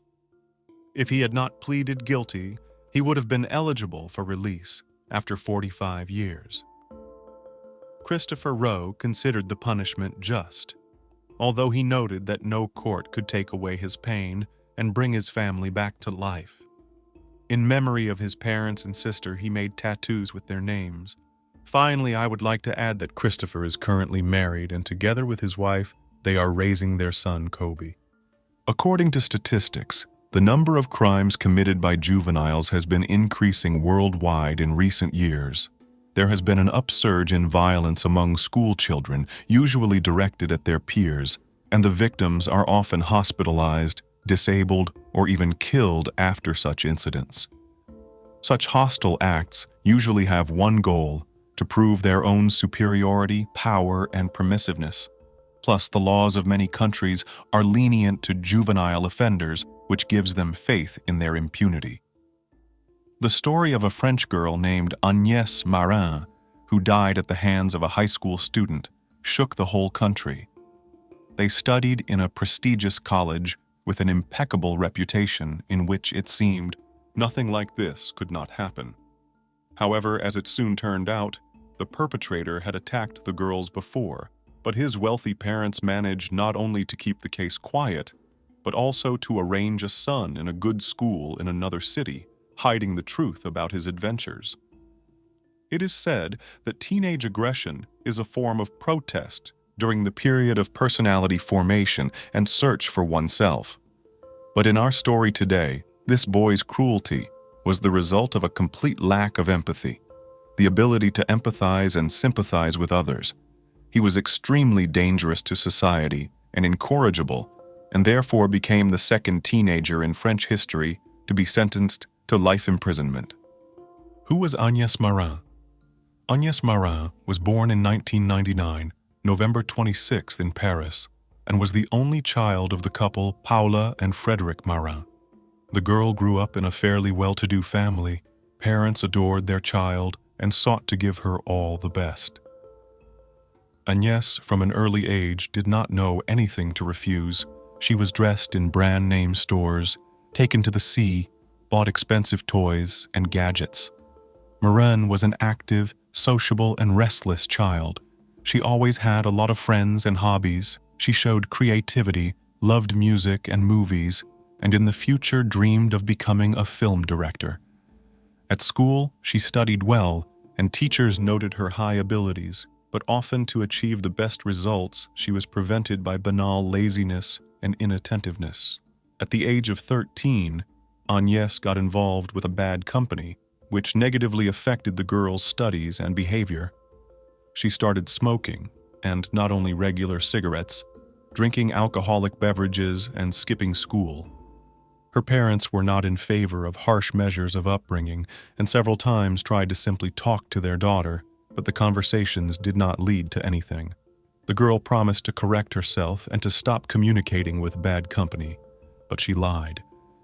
When she was once again caught smoking and drinking beer right on the territory of the educational institution, the question of her expulsion arose. Her parents realized that if their daughter stayed in Paris, she would continue to socialize with people who had a bad influence on her, and nothing would change. Therefore, Frédéric and Paula decided to transfer Agnès not just to another educational institution, but to send her to another city or even a province, away from the capital's bustle and temptations. A new school. After reviewing several options, Marin's parents opted for a closed private college, Savignol, located in the commune of Le Chambon-sur-Lignon, which is in the department of Upper Loire region of Auvergne. It is a prestigious educational institution with almost a century of history. The college was founded in the 30s and worked on the principle of boarding school, where children not only studied, but also lived. However, by the end of the 2000s, the college faced serious financial difficulties and was actually teetering on the brink of bankruptcy. In a small community, with a population of only 2,500 people, young people increasingly sought to go to study in the capital or a major city, and therefore the local educational institution experienced a shortage of students and, as a consequence, a shortage of finances. Previously, to get into this college required a high grade point average as well as good characteristics. But even this did not guarantee admission because the competition was several people for one place. However, in 2011, the situation changed dramatically. Due to a large shortage of students, the school, in order not to go completely bankrupt, significantly reduced the requirements for admission, especially if they were children of wealthy parents who were willing to act as sponsors. Despite her behavioral problems, Agnès had a good academic record and grade point average, which allowed her to get into Savenol College, and the authorities simply turned a blind eye to her characteristic. Agnès' parents were happy. They believed that the change would be good for their daughter. She would become more responsible and more easily overcome such a difficult transitional age. Maren was a very sociable, cheerful, and friendly girl. She was able to fit into the new team from the first days. She felt comfortable and quickly made friends. In addition, she showed good progress in her studies, including in new disciplines, which were not available in her previous school in Paris. Her parents visited their daughter at the boarding school every 2 or 3 weeks. They were very pleased with her successes, as well as changes in behavior for the better. Agnès came home to visit only once during her studies. It should be noted that the new school was located on a vast territory surrounded by forest. There were no clear boundaries, fences, and strict security, because the crime rate in these parts was considered one of the lowest in the country. To get from the college to the center of the town of Le Chambon-sur-Lignon required no more than a quarter of an hour on foot, so students after school often went there in groups. But before 5 o'clock in the evening, all had to return back. There were disciplinary penalties for breaking the rules. The disappearance of a student. On November 16, 2011, Agnès, together with some of her classmates, decided to take a walk into town after class. There she met a friend of hers, who studied in another school, but they often crossed paths and constantly called each other. The two girls decided to go shopping and fell behind the general company. A couple hours later, the young people returned to campus, but Maren was not with them. At first, this circumstance did not cause much alarm, and everyone was sure that she would soon return. But the time passed, it began to get dark, and the absence of the student seriously worried the teachers. Her phone was switched off, and she could not be found on campus, so the school management did not hesitate to report the incident to the police. The search began that evening and was conducted by law enforcement officers, teachers, and students of the school. They were divided into groups, each of which combed a different area, but no trace of the missing girl could not be found. No one had seen her and had no idea where she might be, but everyone hoped that she would return alive and unharmed.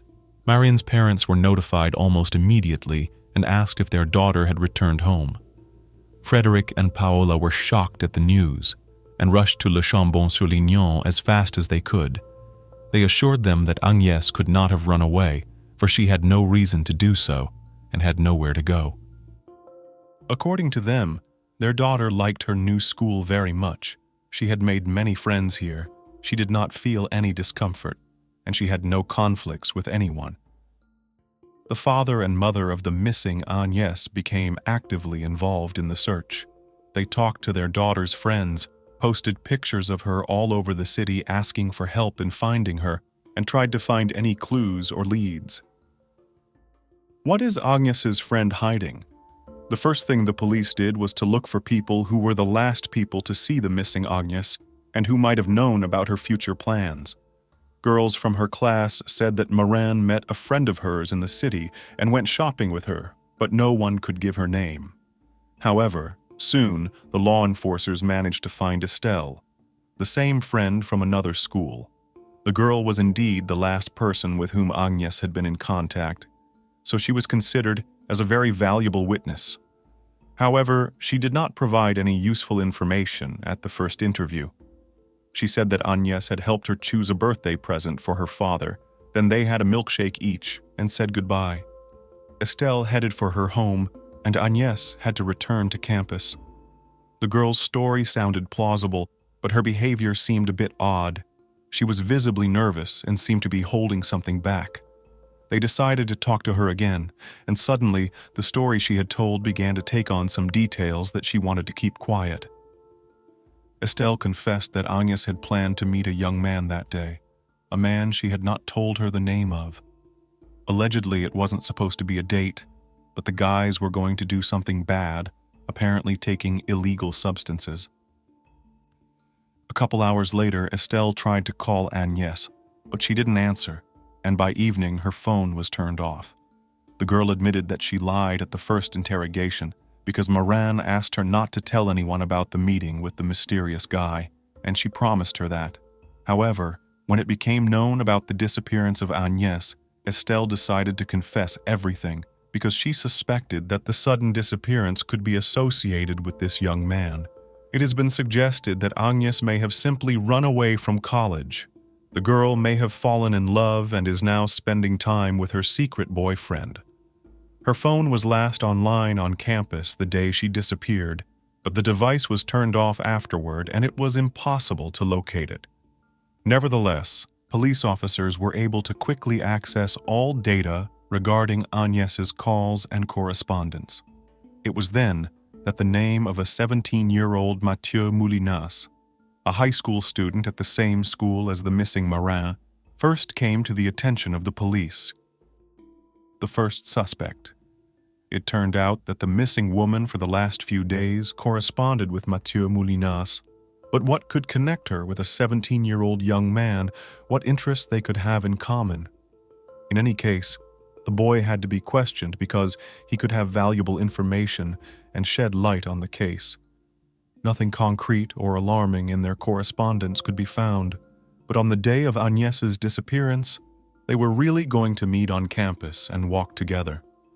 Mathieu promised to show her something, but did not specify what it was.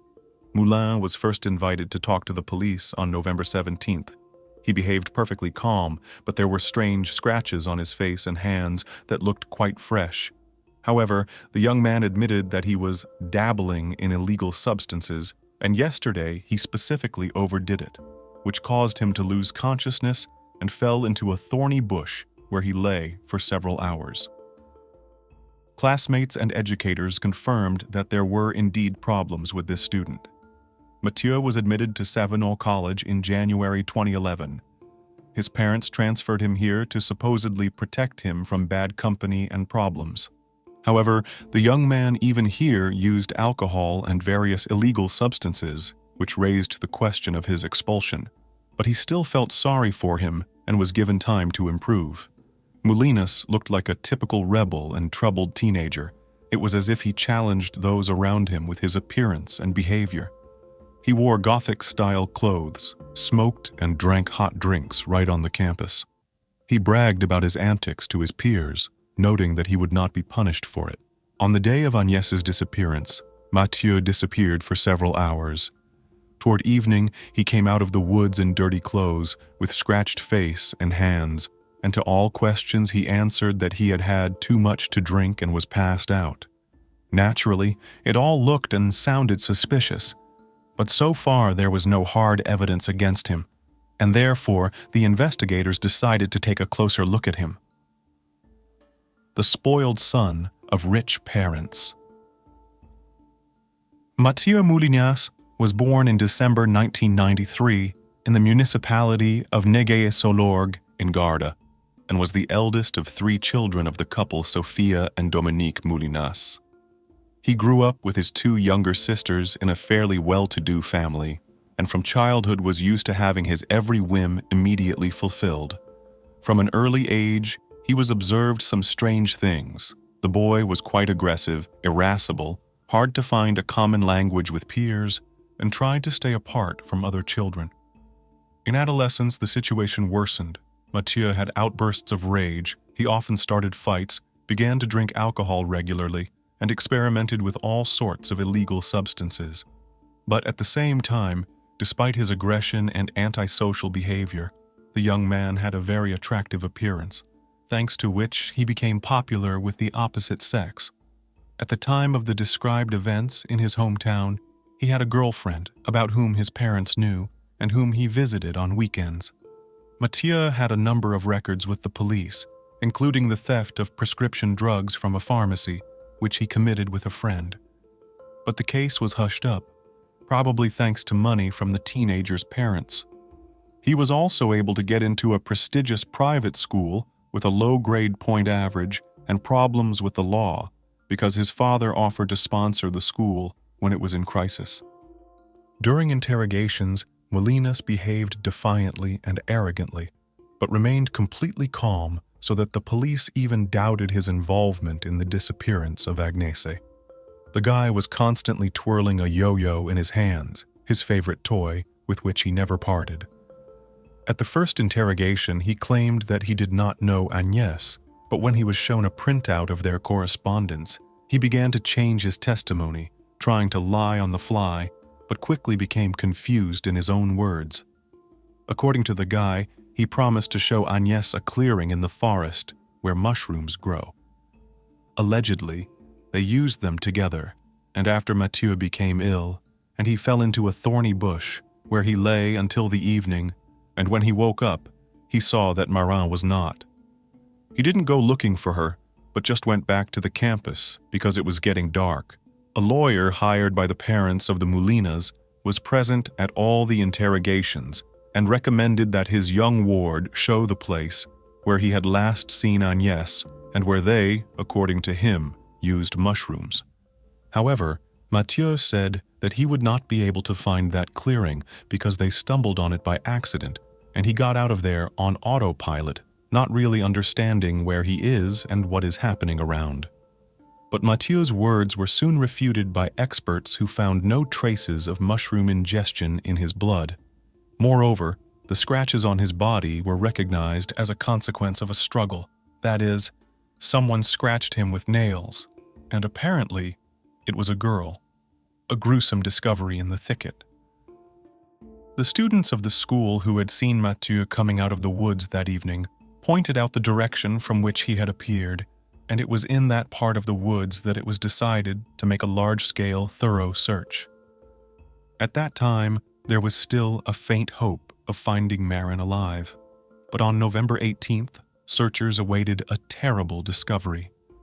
In a small clearing, hidden in a dense thicket, was found badly mutilated and partially charred body of the missing Agnès. Her clothes were torn, her underwear was missing. There were all the signs of violence, as well as traces of penetrating stab wounds.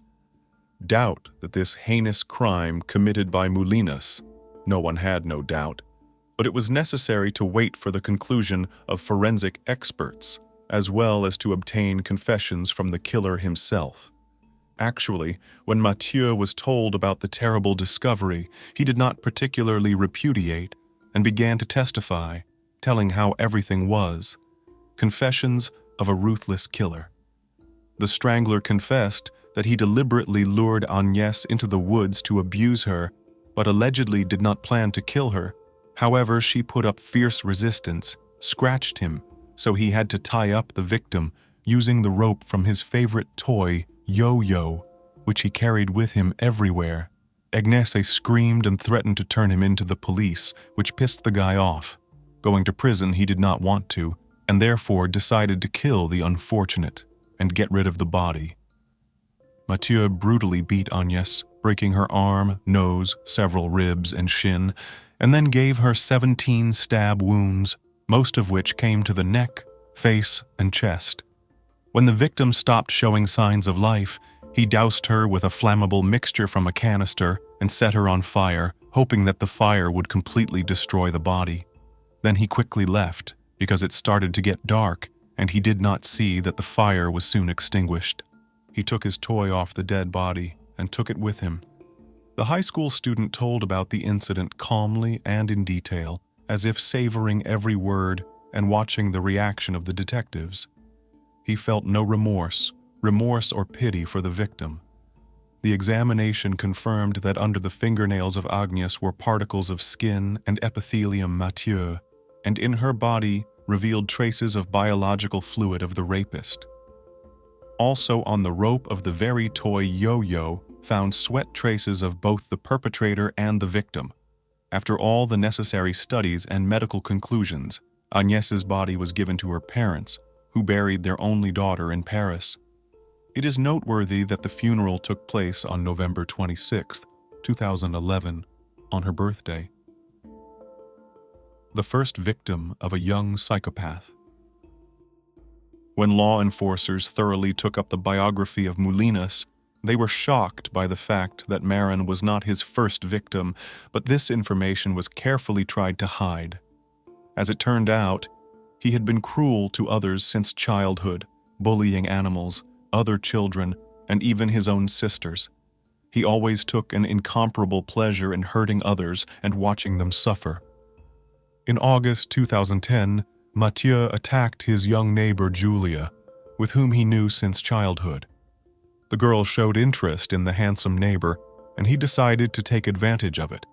The guy lured her into the woods, where he hit her on the head, and while the victim was disoriented, tied her up with Scotch tape taken from the house, and then abused the unfortunate. Moulinas then began to strangle her and probably would have killed her, but suddenly her cell phone rang. The perpetrator recoiled, looked around, and simply left the scene. A terrified Julia managed to free herself and called her parents, who immediately reported the incident to the police. Mathieu was arrested the same day. During interrogations, he cried, trying to appease the police, and also made attempts to shift all the blame on the victim, claiming that she herself provoked him, teasing and hinting at intimacy. But law enforcers understood that he had prepared for the crime in advance, and even took duct tape with him to immobilize the victim. Nevertheless, despite the gravity of the crime, Mathieu was not punished. The court took into account the very young age of the perpetrator, and instead of prison sent him for compulsory treatment in a psychiatric clinic, where he spent only 4 months. All this time, psychologists and psychiatrists worked with him and evaluated his condition. In December 2010, the chief specialist, who was in charge of Moulinas, gave a conclusion that he was fully rehabilitated, and after the course of therapy, he no longer posed any threat to others. The court, after reading this report, released the offender, requiring him only to attend several anger management sessions. Parental patronage. It is worth noting that the Moulina couple also put a lot of effort into getting their son released. They promised the judge that Mathieu would leave the region and not cause any more trouble, and they also said that they would make sure that the heir would undergo therapy. They hired the best lawyers who did everything possible to keep their client out of jail. After that, the parents started looking for a new school for their son, but since he had a criminal record for such a serious article, they did not want to accept him anywhere. Then the father personally went to the provincial closed college Savinol and made an appointment with the director. He knew about the financial problems of the institution and immediately offered to sponsor him. When it came to the admission of Mathieu to the college, the director noted that the guy is too low academic performance, and the criminal case of a potential student could hit hard on the reputation of the school. But Dominic Moulinas, in every possible way, vindicated his son, lying that there was no violence, just his ex-girlfriend so tried to get back at him after the breakup. Allegedly, that's why he was released a few months later, when everything was sorted out. Surprisingly, but the leadership of the educational institution did not go into the details of the trial and accepted the version told by Dominic.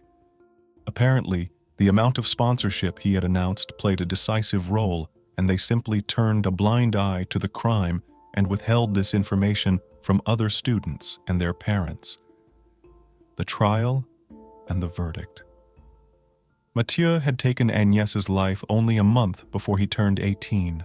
However, he was a minor at the time of the violent and brutal crime, and therefore the law provided for a lighter sentence for such offenders, and the trial itself had to be held in private. Agnès' parents insisted on making the sessions open, at least partially, with the involvement of journalists who would cover the case in the media. However, the Morin couple were refused, and the trial was held behind closed doors. The proceedings began only on June 18, 2013. The public prosecutor harshly criticized the numerous omissions in the case of Mathieu, in particular, the fact that the psychiatrist who gave the conclusion that the guy is not a threat to others was a young girl who did not have the proper qualifications. She had no previous experience with criminals and made a fatal mistake. The defendant underwent a second psychiatric examination, and experts concluded that not only is he unrepentant, but he may well commit a similar crime again if given the opportunity. Mathieu himself confirmed this, stating that he enjoyed watching the victim suffer. Moulins was diagnosed with symptoms of schizoid and paranoid disorder, which together with outbursts of uncontrolled aggression made him extremely dangerous to others. However, he was fully aware of his actions and could be held responsible for them before the law. Moreover, the prosecutor insisted that the young man be tried as an adult due to the brutality of his crime, and his request was eventually granted. On June 28, 2013, Mathieu was found guilty of abuse and murder with particular cruelty. He was sentenced to life imprisonment and forced psychotherapy. He became the second juvenile offender in French history to receive such a harsh punishment.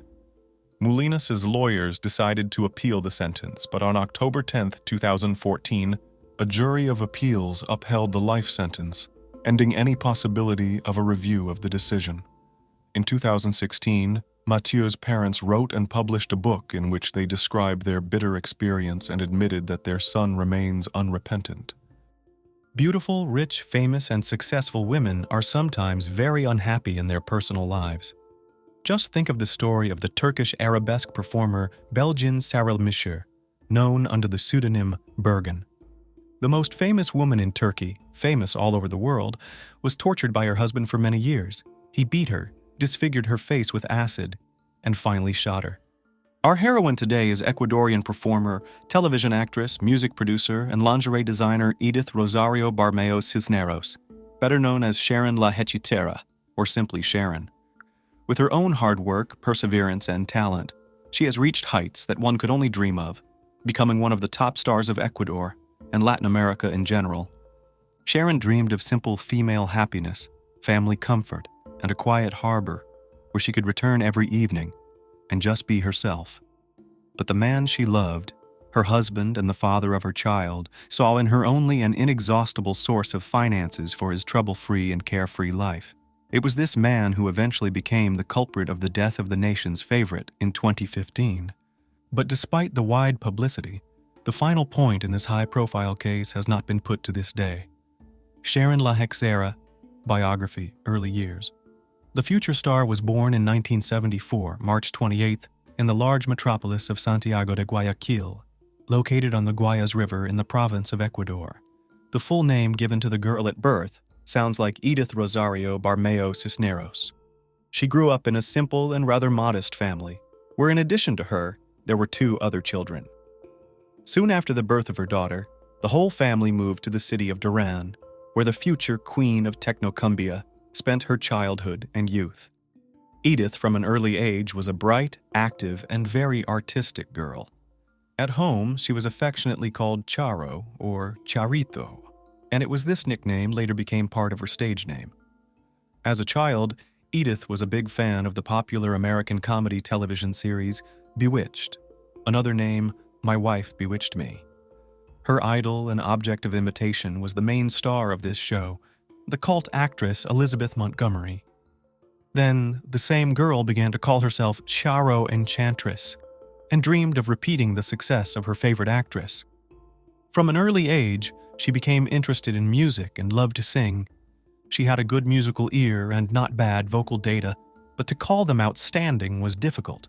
Nevertheless, the girl conquered everyone with her natural charisma, artistry, and the ability to reincarnate. At the age of 8, she managed to win at the City Children's Festival, performing compositions Fox in Kaiko, as well as Los Angeles. By the time she graduated from school, she had already won several awards at city and regional music competitions.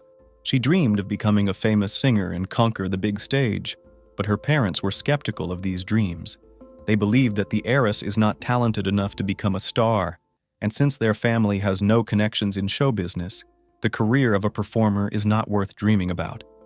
Edith, listening to the advice of her family, decided to go to university, choosing a more practical and down-to-earth profession as a public relations specialist at the State University of Guayaquil at the Faculty of Communication Sciences. But her dream of becoming a singer did not go anywhere. Edith believed that everything has its time, and she should wait a little to choose the most appropriate moment. Path to fame. While studying at university, Edith took on any part-time job and tried herself as an assistant teacher in a kindergarten, a seller of sweets and Morocco, a traditional Ecuadorian drink, as well as a dancer in the local creative team, performing at the warm-up of visiting popular artists and musical groups. But all this was only to save money, which she later used to record her debut music album, Braveheart, which was released in 1998. In 2005, the singer released her third studio album and received the prestigious award as the first solo techno-cumbia artist in the country to top the music charts. In 2010, she released her fourth album entitled Poco a Poco, and 2 years later, her fifth album was released, which unfortunately became the last one in her life and career.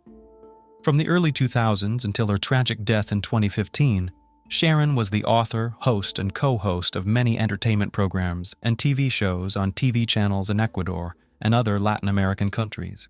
She has been active in television series and has also worked as a public relations specialist for Canal TV. In addition to a successful career on the music scene and television, Edith also decided to try herself as a fashion designer, creating seductive lingerie by her own sketches. And in this case, she also waited for success, and the brand she created quickly gained popularity among women almost all over America. For whatever business did not take Sharon, she everywhere succeeded, achieving great heights and recognition. Personal life of the performer. Despite the dizzying success on stage, television, and fashion business, the personal life of one of the main stars of Ecuador was not so rosy. She did not like to touch on this topic in conversations with the press, and in every way avoided such questions from journalists. However, Sharon La Hexera was constantly in the crosshairs of numerous photo and video cameras, so to hide anything from prying eyes was simply impossible. It is known that in the mid-90s, the aspiring performer was romantically involved with an entrepreneur and music producer named Eduardo Gray. For several years, the couple was officially engaged, but the wedding never came to the wedding, although Edith gave birth to a daughter from her lover. She named her heiress Samantha. The daughter inherited the entrepreneurial vein and artistry of her mother, also becoming quite a famous performer and actress. But to surpass her mother, she failed, despite all the efforts and available connections. Soon after parting with Eduardo, Sharon spun a new romance. This time her chosen one was a little-known television operator, with whom she met while working on one of the telenovelas. Their relationship developed rapidly, and after a short engagement, the couple planned a modest wedding, trying to hide this event from others. But the news quickly became public, and the marriage itself lasted a short time. About the reasons for the sudden divorce of the performer preferred to keep silent. Later on, the artist had romantic relationships with a famous impresario named Pedro Francisco, then with a young dancer from the show ballet who performed with her on stage, as well as with some of her star colleagues. Unfortunately, none of these romances did not have a serious continuation, and Sharon broke up with her boyfriends for various reasons. The performer herself did not want to comment on the events that took place in her personal life. She raised a daughter, engaged in career, but still hoped that one day in her life there will be a worthy, loving man. Relationship with Giovanni Lopez. In 2009, the performer met a young man named Giovanni Lopez, who was more than 10 years younger than her. He was also a native of Ecuador, but as a child, together with his parents, emigrated to the United States. The family settled in New York City, where virtually all of Giovanni's childhood and adolescence took place. They first met during a large tour of the singer in the United States, but at that time their communication was limited to work, and Lopez himself helped with the organization of Sharon's performance. But probably, even then, these two have already penetrated some sympathy for each other. In addition, it turned out that the young man was a longtime fan of the Queen of Technocumbia, and he was honored to have the opportunity to work with her personally. A year later, Giovanni decided to return to his native Ecuador. He brought with him the designs he had developed for artists, one of which he created specifically for Sharon. So began their collaboration, and almost immediately a stormy romance broke out between them. At the time of the beginning of this relationship, the performer was already 36 years old, and Giovanni was barely 24 years old. However, the 12-year age difference did not embarrass them at all, and the couple did not care what people around them would think about it and how they will write about them in the press. Almost immediately, the lovers moved in together, deciding to live together. However, it should be noted that the parents and daughter of the performer treated her new chosen one very cautiously. Giovanni immediately they did not like it, and they decided that the young man twisted romance with the star solely for his own selfish purposes, and in fact did not love her at all, but only wanted to use. Sharon listened to the warnings of loved ones did not, because she believed that met the main man in his life, with whom they would live many happy years. Soon the couple married, and the couple began to think about the birth of a common heir. However, here they faced a problem, because the performer could not get pregnant. As a result, she decided to in vitro fertilization, and in May 2012, 38-year-old celebrity gave birth to a boy, who was named Brian Giovanni Lopez, the abusive relationship. Giovanni only at first tried to be a caring and loving man on whom you can rely in everything. However, as soon as the couple concluded marriage and the performer became pregnant, the behavior of the young husband began to change rapidly, and he himself literally turned into a domestic tyrant. He no longer sought to earn money independently, and he was quite satisfied with the position of an Alphonse. He willingly spent his wife's money for his own needs, entertainment, expensive clothes, and care for his appearance. In addition, Lopez began to abuse alcoholic beverages and less often appeared at home, preferring to spend time with friends and mistresses. To all this, Giovanni began to openly insult his wife, pointing to her age and fading beauty. According to some reports, because of his offensive statements and remarks, Sharon decided to do a number of plastic surgeries to preserve her youth and look like her husband. In particular, the performer enlarged her breasts, did a lift, and several cosmetic manipulations, but all her efforts were in vain and did not help to return to the family peace and harmony. Queen of Technocumbia continued to work actively, starred in TV series, posted entertainment shows, as well as preparing material for the recording of a new album. She tried to smile in public and claimed that she was finally happy in her personal life. However, only people close to her knew about how things were really going in her family. In early 2014, when little Brian was not yet 2 years old, the artist made the first serious attempt to break off the relationship with Giovanni.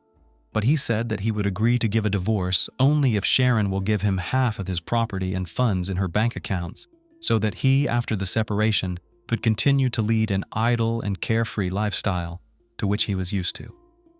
Sharon could not agree to these conditions, and so began to consult with lawyers how to dissolve the marriage, but at the same time, to keep the property and get full custody of their joint young son.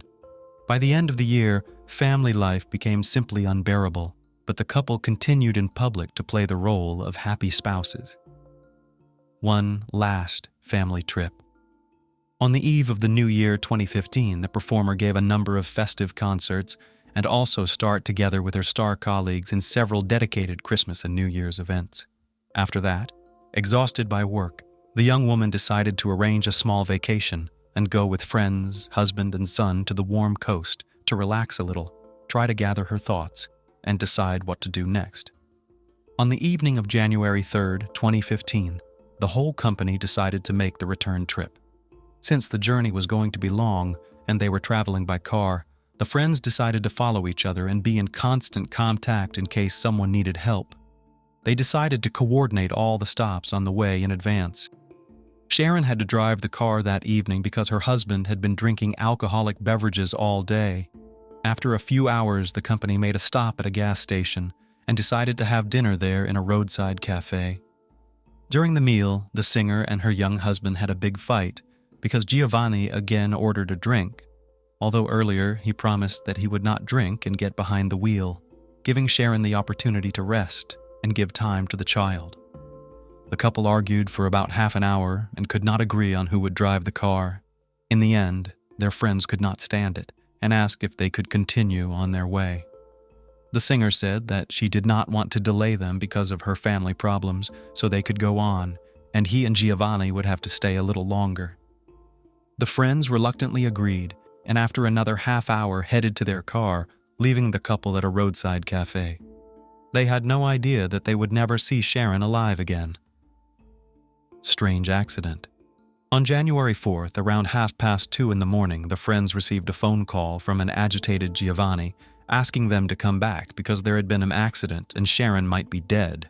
His words were a real shock because he did not specify details and it was completely unclear what had happened on the night road.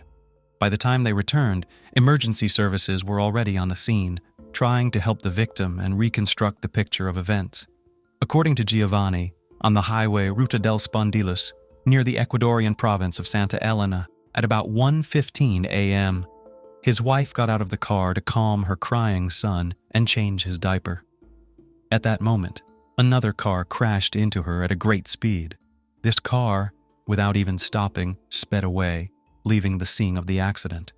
The young woman was thrown a few dozen meters to the side of the road from the impact. When the ambulance arrived, she was still alive. She was even taken to the hospital, but despite the best efforts of the doctors, Sharon soon died of massive injuries and internal bleeding. Giovanni was still drunk and confused in his testimony, and his story sounded rather strange and not quite logical. The police therefore decided to detain him until morning to question him in detail when he had sobered up. Lopez confirmed the words of friends that he and his wife quarreled all evening and admitted that, contrary to the promises and prohibitions of his wife, defiantly drank alcohol in order not to drive and piss off Sharon. Giovanni's testimony. He did not see the license plate number of the car that hit his wife, he did not even remember the make, and only said that the car was white.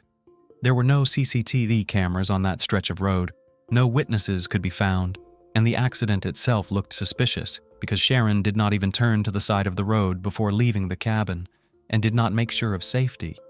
Although on a straight deserted road, any vehicle can be seen and heard from afar, even at night. The longer the police tried to correlate all the facts with Lopez's story, the more what had happened resembled not an accident, but a premeditated murder. Giovanni was confused about the timing and chronology of events, could not remember details, but most interestingly, he could not explain why their car was turned in the opposite direction to the route they were traveling. After another interrogation, the husband of the dead singer was arrested as the main suspect in the case of her death. The autopsy results and Sharon's funeral. The autopsy revealed that the deceased woman's body had numerous injuries typical of a victim of a traffic accident. However, experts also found a clear and fairly deep mark on Sharon's chest that could have been left by a seatbelt. This fact raised even more questions and suspicions. Samantha, who spent New Year's holidays in the company of her boyfriend, learned about the tragedy from singer Sonia Ramos, a close friend and colleague of her mother. The girl could not believe that all this is really happening. She called her father, Eduardo Gray, and asked him to come to her as soon as possible so that they went to Sharon's home together and began preparations for the funeral. After making all the preliminary arrangements, the body of the celebrity was taken to the Coliseum Cerrado Voltaire Paladines Polo in the province of Guayaquil. To say goodbye to one of the brightest stars of Ecuador came thousands of her friends, colleagues, and fans. Also, this sad event was covered in all leading publications of the country, and on television was even announced a one-day mourning. Grief-stricken Samantha sobbed on the shoulder of her father, and near were her grandmother, grandfather, and uncle and aunt. All members of the deceased celebrity's family refused to comment in any way on what had happened. None of them accused Giovanni of what happened directly, but all of them showed their negative attitude towards him. An investigation and a surprise court decision. The case was one of the most high-profile in Ecuador's history. It was widely covered in the press and jeopardized the reputation of the country's judicial system. The initial verdict literally shocked relatives and fans of the celebrity, and the revision of the case was delayed so much that the final point in this matter has not been put to this day. So, the white car, which presumably hit the artist, was found a few days later. The car had characteristic damage which, as experts have established, could be obtained as a result of an accident if you hit a person at high speed. The owner of the vehicle was a young woman named Tatiana Chavez, who categorically denied her involvement in the accident. However, the prosecutor's office opened 2 criminal cases at once: negligent homicide against Tatiana and premeditated murder against Giovanni. Lopez's story sounded extremely unconvincing. He was confused and contradicted himself, then recognized the car and even claimed to have seen the driver, then again doubted his own words, referring to alcohol intoxication. In parallel, the daughter and parents of the deceased also filed a statement, blaming the singer's husband for the incident. In their opinion, he never loved Sharon and had a motive for the murder in order to seize her money and get custody of the child. Samantha noted that her mother, shortly before the tragedy, consulted with lawyers about the dissolution of the marriage. Samantha also added that her little brother, who was the only witness to the incident, cries all the time and repeats, "Daddy is bad." However, they did not involve the child as a witness in order not to cause the boy even more psychological trauma. After a detailed reconstruction of the events of that evening, Tatiana was ruled out as a suspect. By comparing the times and places where Tatiana had been seen before and after the accident, it was determined that she could not have been physically near the accident site at that time, and her car had been damaged in another accident. The other car was soon found to be the one that was found to have hit Sharon. The owner, Luis Correo, who had been driving that night, was arrested. By that time, he had already managed to replace the broken headlight and repair other body damage. But experts were able to establish that at the scene of the accident were found shards of glass from his car. Luis himself admitted to everything and said that Sharon literally fell under the wheels of his car, and he was so scared of what happened that he just drove away. In June 2015, Giovanni was found guilty of manslaughter of his wife. Experts proved that the injury on the woman's chest from the seat belt was caused by her trying to protect herself before her husband pushed her out of the car, right under the wheels of another car. However, the court verdict shocked Sharon's relatives and fans because her killer was only given 3 years. A retrial and attempts to appeal the new verdict. Such a lenient sentence caused a storm of excitement in the media and provoked a lot of protests across the country. People demanded fair punishment for the murderer of the star and national favorite. Already in July of the same year, the judges involved in the case were suspended and subsequently dismissed. The new judicial staff canceled the previous verdict, arguing that a number of administrative and bureaucratic mistakes had been made. All attempts by the defense lawyers to challenge the reversal of the verdict were unsuccessful. Luis Correo was cleared of responsibility for the singer's death, but he was still charged with fleeing the scene and attempting to conceal evidence. But Giovanni Lopez was brought to every court session under heavy security in order to avoid attacks on him fans of Sharon.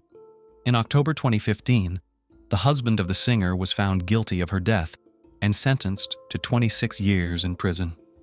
The court also took into account the evidence provided by Samantha evidence of Giovanni's cruel treatment of her mother, as well as the fact that he blackmailed his wife, demanding from her a fabulous sum for consent to divorce. A few months later, 2 appeals were filed at once. The prosecution demanded to increase the term to the maximum, 35 years, and the lawyers insisted on the illegality of the new sentence. However, both complaints were rejected. In 2021, Lopez again tried to challenge the court's decision. In addition, he stated that he was subjected to ill treatment in prison and his rights were grossly violated. The prisoner even went on a hunger strike to pressure the court to release him. He argued that he was wrongfully convicted and the main perpetrator of the tragedy, Luis Carrero, remained free. In 2023, Giovanni, already with a new lawyer, appealed again, once again hoping to secure his release.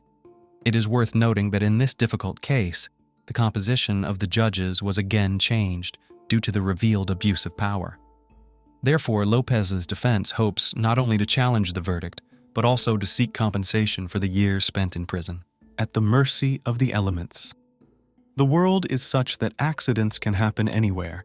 Even the simplest, most routine situation can turn disastrous. We take risks every day, yet naively believe we control everything. Some people intentionally invite risk into their lives. For some, it becomes a constant pursuit tied to their professional activities, while others occasionally seek a thrill. Extreme hobbies like skydiving, rock climbing, caving, parkour, and more fall into this category. Diving is also on the list of dangerous pastimes. The desire to explore the ocean depths is understandable. Water and its inhabitants have always attracted both researchers and ordinary people. The vastness of the water space, far larger than land, adds to its intrigue. Diving is one of the most popular activities, but it's not the safest. Many things can go wrong. Oxygen deprivation, barotrauma, encounters with dangerous animals or strong currents, and more. The most unexpected thing can happen. You could be forgotten during an underwater excursion. What may seem like a joke at first is actually a reality. The story of the Lonergan family is a tragic confirmation of this. Though the events occurred back in 1998, and many safety protocols have since been implemented to prevent such occurrences, this story still chills to the bone. Imagine the horror experienced by the two spouses left alone at sea. A quarter of a century has passed since then, yet many continue to debate what really happened to the couple. Was their disappearance the result of tragic negligence or a deliberate decision to end their lives? Let's try to figure this out together. The long-awaited dive. On January 25, 1998, Thomas and Eileen Lonergan left their hostel in the Australian town of Cairns. Leaving the northeastern part of Queensland behind, the young couple headed further north to Port Douglas. Their goal, a long-anticipated dive into the waters of the Great Barrier Reef. The world's largest coral reef system had long been a magnet for avid divers. At the designated location, the 33-year-old man and 28-year-old woman boarded the boat Outer Edge, along with other like-minded individuals. A total of 13 pairs set out that day to St. Crispin's Reef. The one-day excursion, costing around $100, was full of promise. The package included 3 dives in a picturesque and safe location, all under the supervision of an experienced crew. It's worth noting that the company providing underwater tourism services was considered one of the best and had years of experience, so travelers could pursue their dreams with peace of mind. The weather on January 25th was ideal for the tourists. By all accounts, it was a perfect day for scuba diving. The water at the dive site was pleasantly warm. From the start, the couple declined the services of guide Catherine Traverso, relying on their extensive experience. The Lonergans had completed 160 dives in their lifetime and were considered seasoned divers. The boat's passengers donned their gear and jumped into the coral sea. The diversity of flora and fauna was stunning. The Great Barrier Reef is home to around 1,500 species of fish and 400 types of coral. When the dive time was up, a signal sounded from the boat, clearly audible underwater, indicating it was time to surface. Afterward, everyone emerged and returned to the vessel. Around 3 p.m., the protagonists of this story took their third dive, descending to a depth of 39 feet. The underwater tour was coming to an end, and time flew by unnoticed. Within an hour, everyone was back on board. According to the crew, a head count was conducted, and the number of divers matched the original count, 26 people. That evening, the Outer Edge arrived in Port Douglas, but not all the divers disembarked. It turned out several tourists were missing. However, what was more horrifying was that no one had noticed this. The same applied to the 2 bags that remained on board. To this day, it's unclear how the crew miscounted the passengers and failed to notice the belongings left behind. One way or another, the missing individuals were Thomas and Eileen Lonergan, together forever. Thomas and Eileen met while studying at Louisiana State University, where Eileen was learning the basics of scuba diving. They instantly liked each other and began dating. The couple was deeply in love and inseparable. They went camping, swam in the ocean, and attended parties together. Their relationship was admired by many and seemed ideal. Some even envied their genuine love. No matter what they did it together. Eileen had a great passion for diving. She spoke about it with such enthusiasm that Thomas couldn't resist and soon shared his beloved's interest. Over time, the young couple earned their certification in this field. Eventually, on June 24, 1988, they sealed their union in marriage. The wedding took place in Jefferson, Texas. Since both were born and raised in Louisiana and had never traveled abroad, they dreamed of seeing the world. Thomas and Eileen were also known for their kindness and compassion, so when they were offered the opportunity to join the Peace Corps, they eagerly agreed. The Lonergans were perfect candidates for this role. During their student years, they participated in numerous charity projects and events, offering help to those in need.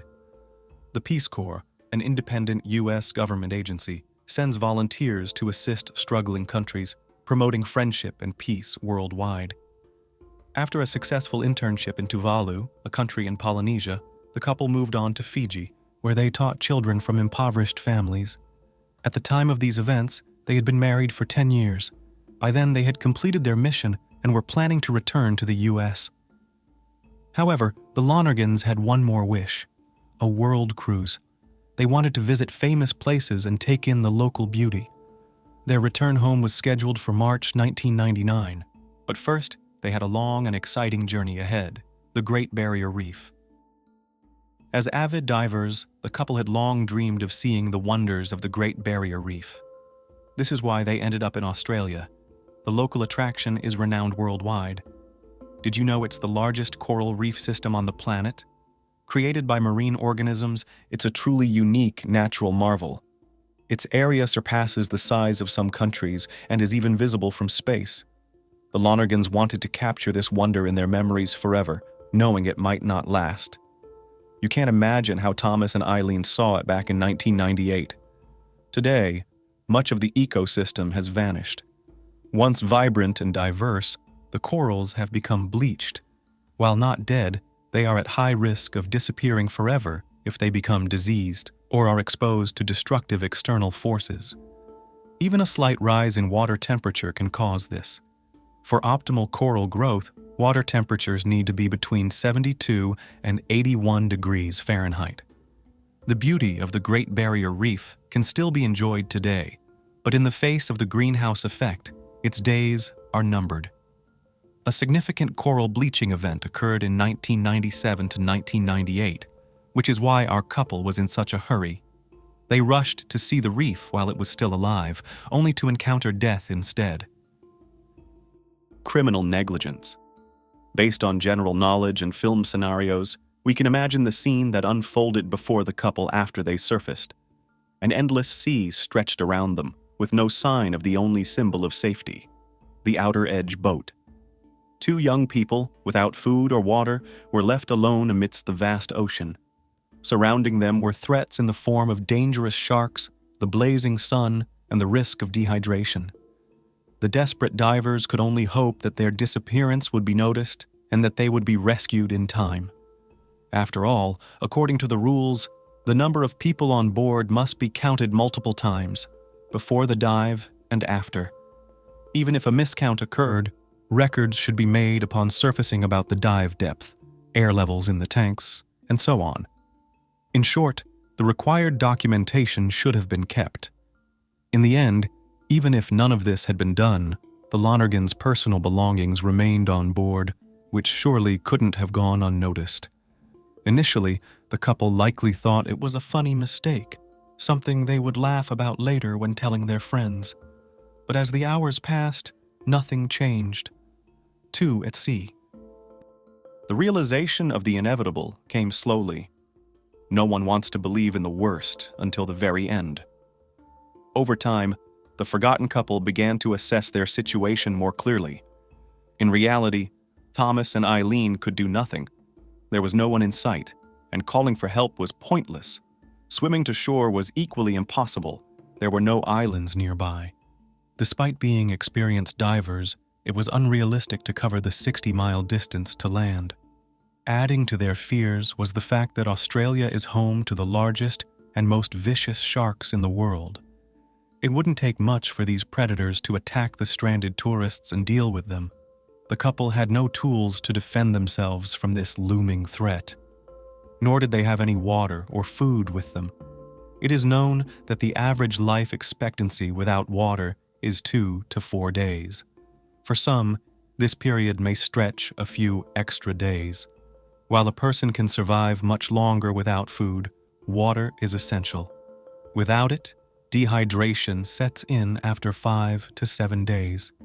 How long a person can endure without sustenance depends on their health, body mass, willpower, and the climate. Regardless, death under these conditions is slow and agonizing. On top of that, they faced scorching heat, increasing the likelihood of sunstroke or heat exhaustion. The only two comforting thoughts at that moment were these. First, they were not alone in this situation, but together, as they had always been. Second, as divers, they were unlikely to drown. Their gear included buoyancy compensators, which are much more reliable than life jackets. The next danger they faced came in the form of strong winds and powerful currents. They were being carried farther and farther away. Even if someone began searching for them after a while, they would no longer be in the same location. The most tragic aspect, however, was that there were pontoons just 1.5 to 2 miles away. These floating platforms, anchored to the ocean floor, provide a place to rest. Had the Lonergans known about this, things could have been very different. They could have waited for help in relative safety, resting, and even sleeping. But alas, a different fate awaited them. The couple was being swept into open waters, farther from any chance of rescue. With about 5 hours left until sunset, night, the most dangerous time, was approaching. For when everything sleeps, the sea comes alive. A chance at rescue. At this time, the 24 passengers of the Outer Edge and the crew had all disembarked. The exhausted tourists headed to their hotel rooms, and the boat's crew returned home to their families. No one gave a thought to anything being wrong. No one cared about the belongings left aboard. Everyone was simply tired after a busy day and eager for rest. The next day brought no significant changes. However, there was one moment that should have drawn attention. Another group of divers visited the Great Barrier Reef. The familiar boat pulled up to its usual spot, and the tourists descended into the water. Upon resurfacing, one of them told a crew member that they had noticed diving weights on the ocean floor. These weights, part of a diver's equipment, are used to counteract buoyancy. Most likely, the discovered gear belonged to Thomas and Eileen, who had detached them. But the crew member didn't take the information seriously, chalking it up as an interesting find. Yet such items don't simply lie around on the ocean floor for no reason. The negligent worker should have treated the discovery with the attention and caution it deserved. Unfortunately, another mistake and act of negligence occurred. Had an alarm been raised, perhaps the search for the missing couple would have started sooner, and they might have survived. The cruel irony of fate, waiting for help and fighting for your life while people and a boat are not far away. Sadly, this is often the case.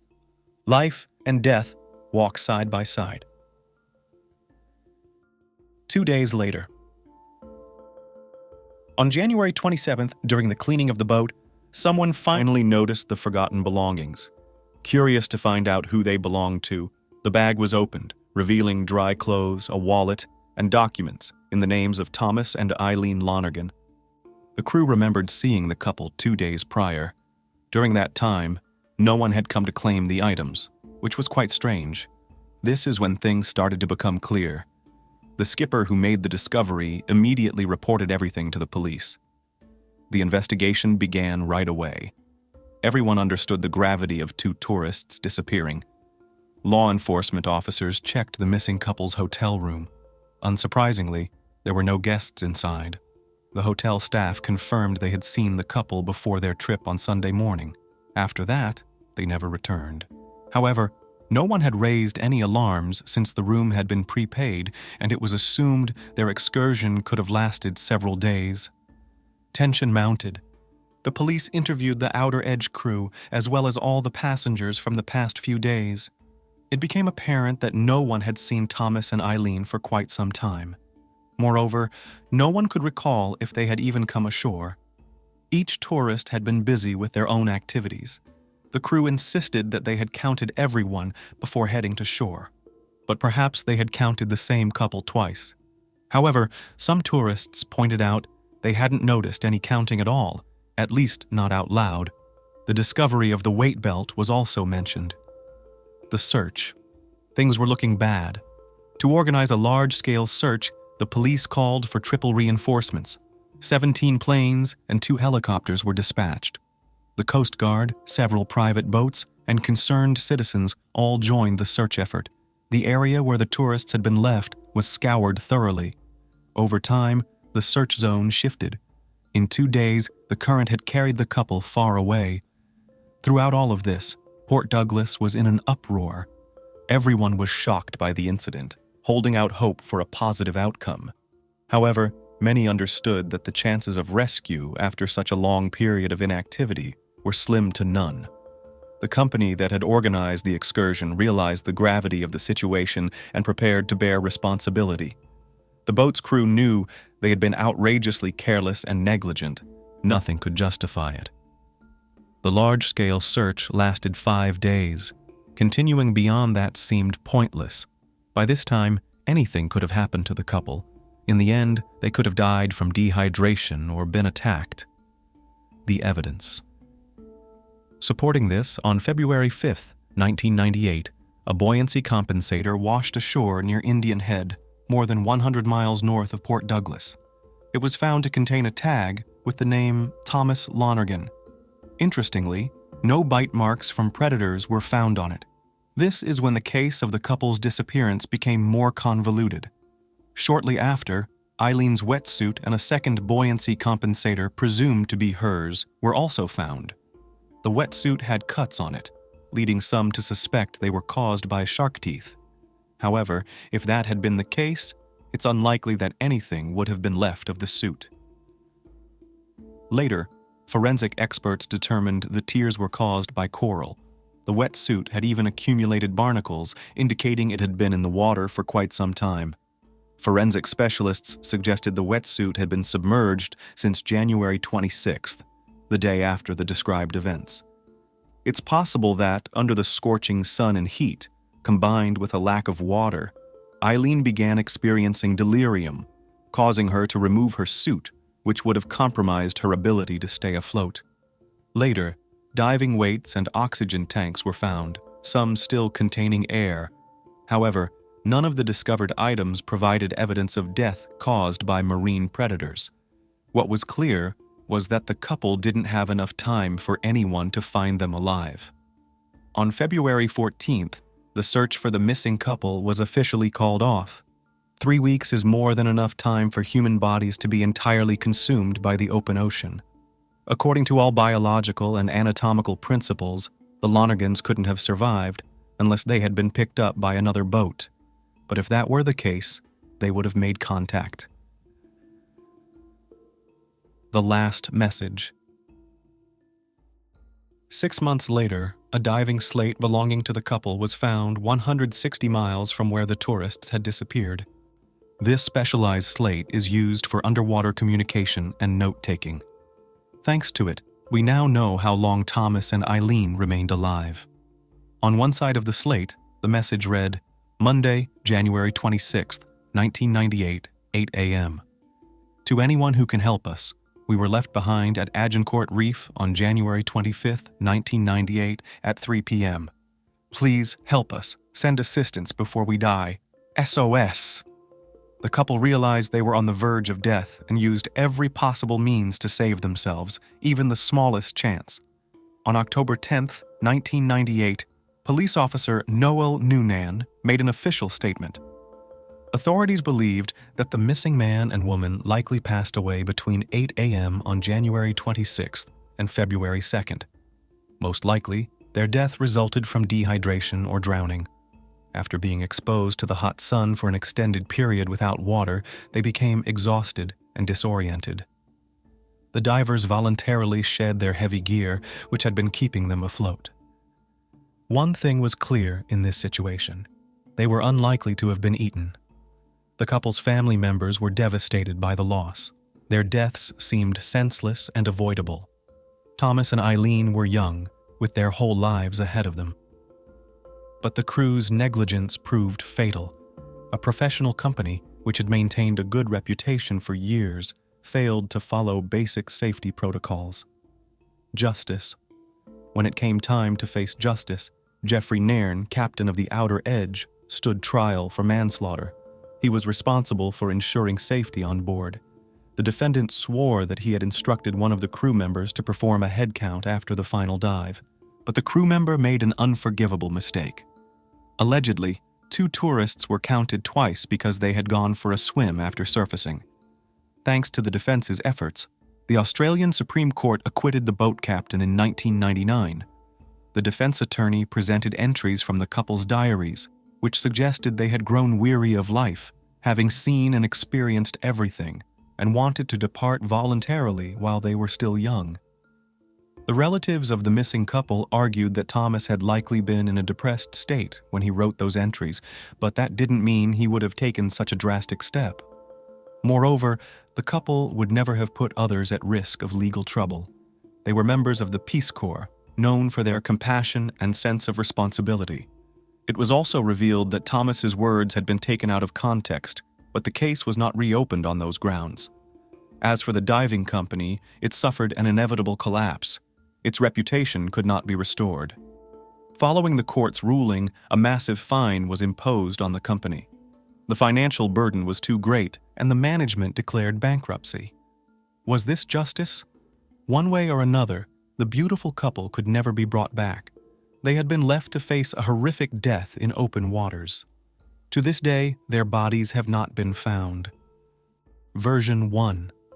Perhaps the court's verdict was influenced by the speculation surrounding the missing couple. By the end of 1998, unexpected theories about what had happened began to surface in the media. It started to seem as if the tragic story had a secret motive, or perhaps the press was simply trying to create that illusion.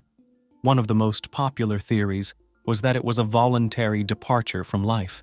The idea was that one spouse deprived the other of life, and then ended his own. This theory was seemingly supported by the personal diaries of the Lonergans. The claim was that their deaths were not due to negligence, but were part of a carefully planned act by Thomas and Eileen. In support of this, personal writings were cited.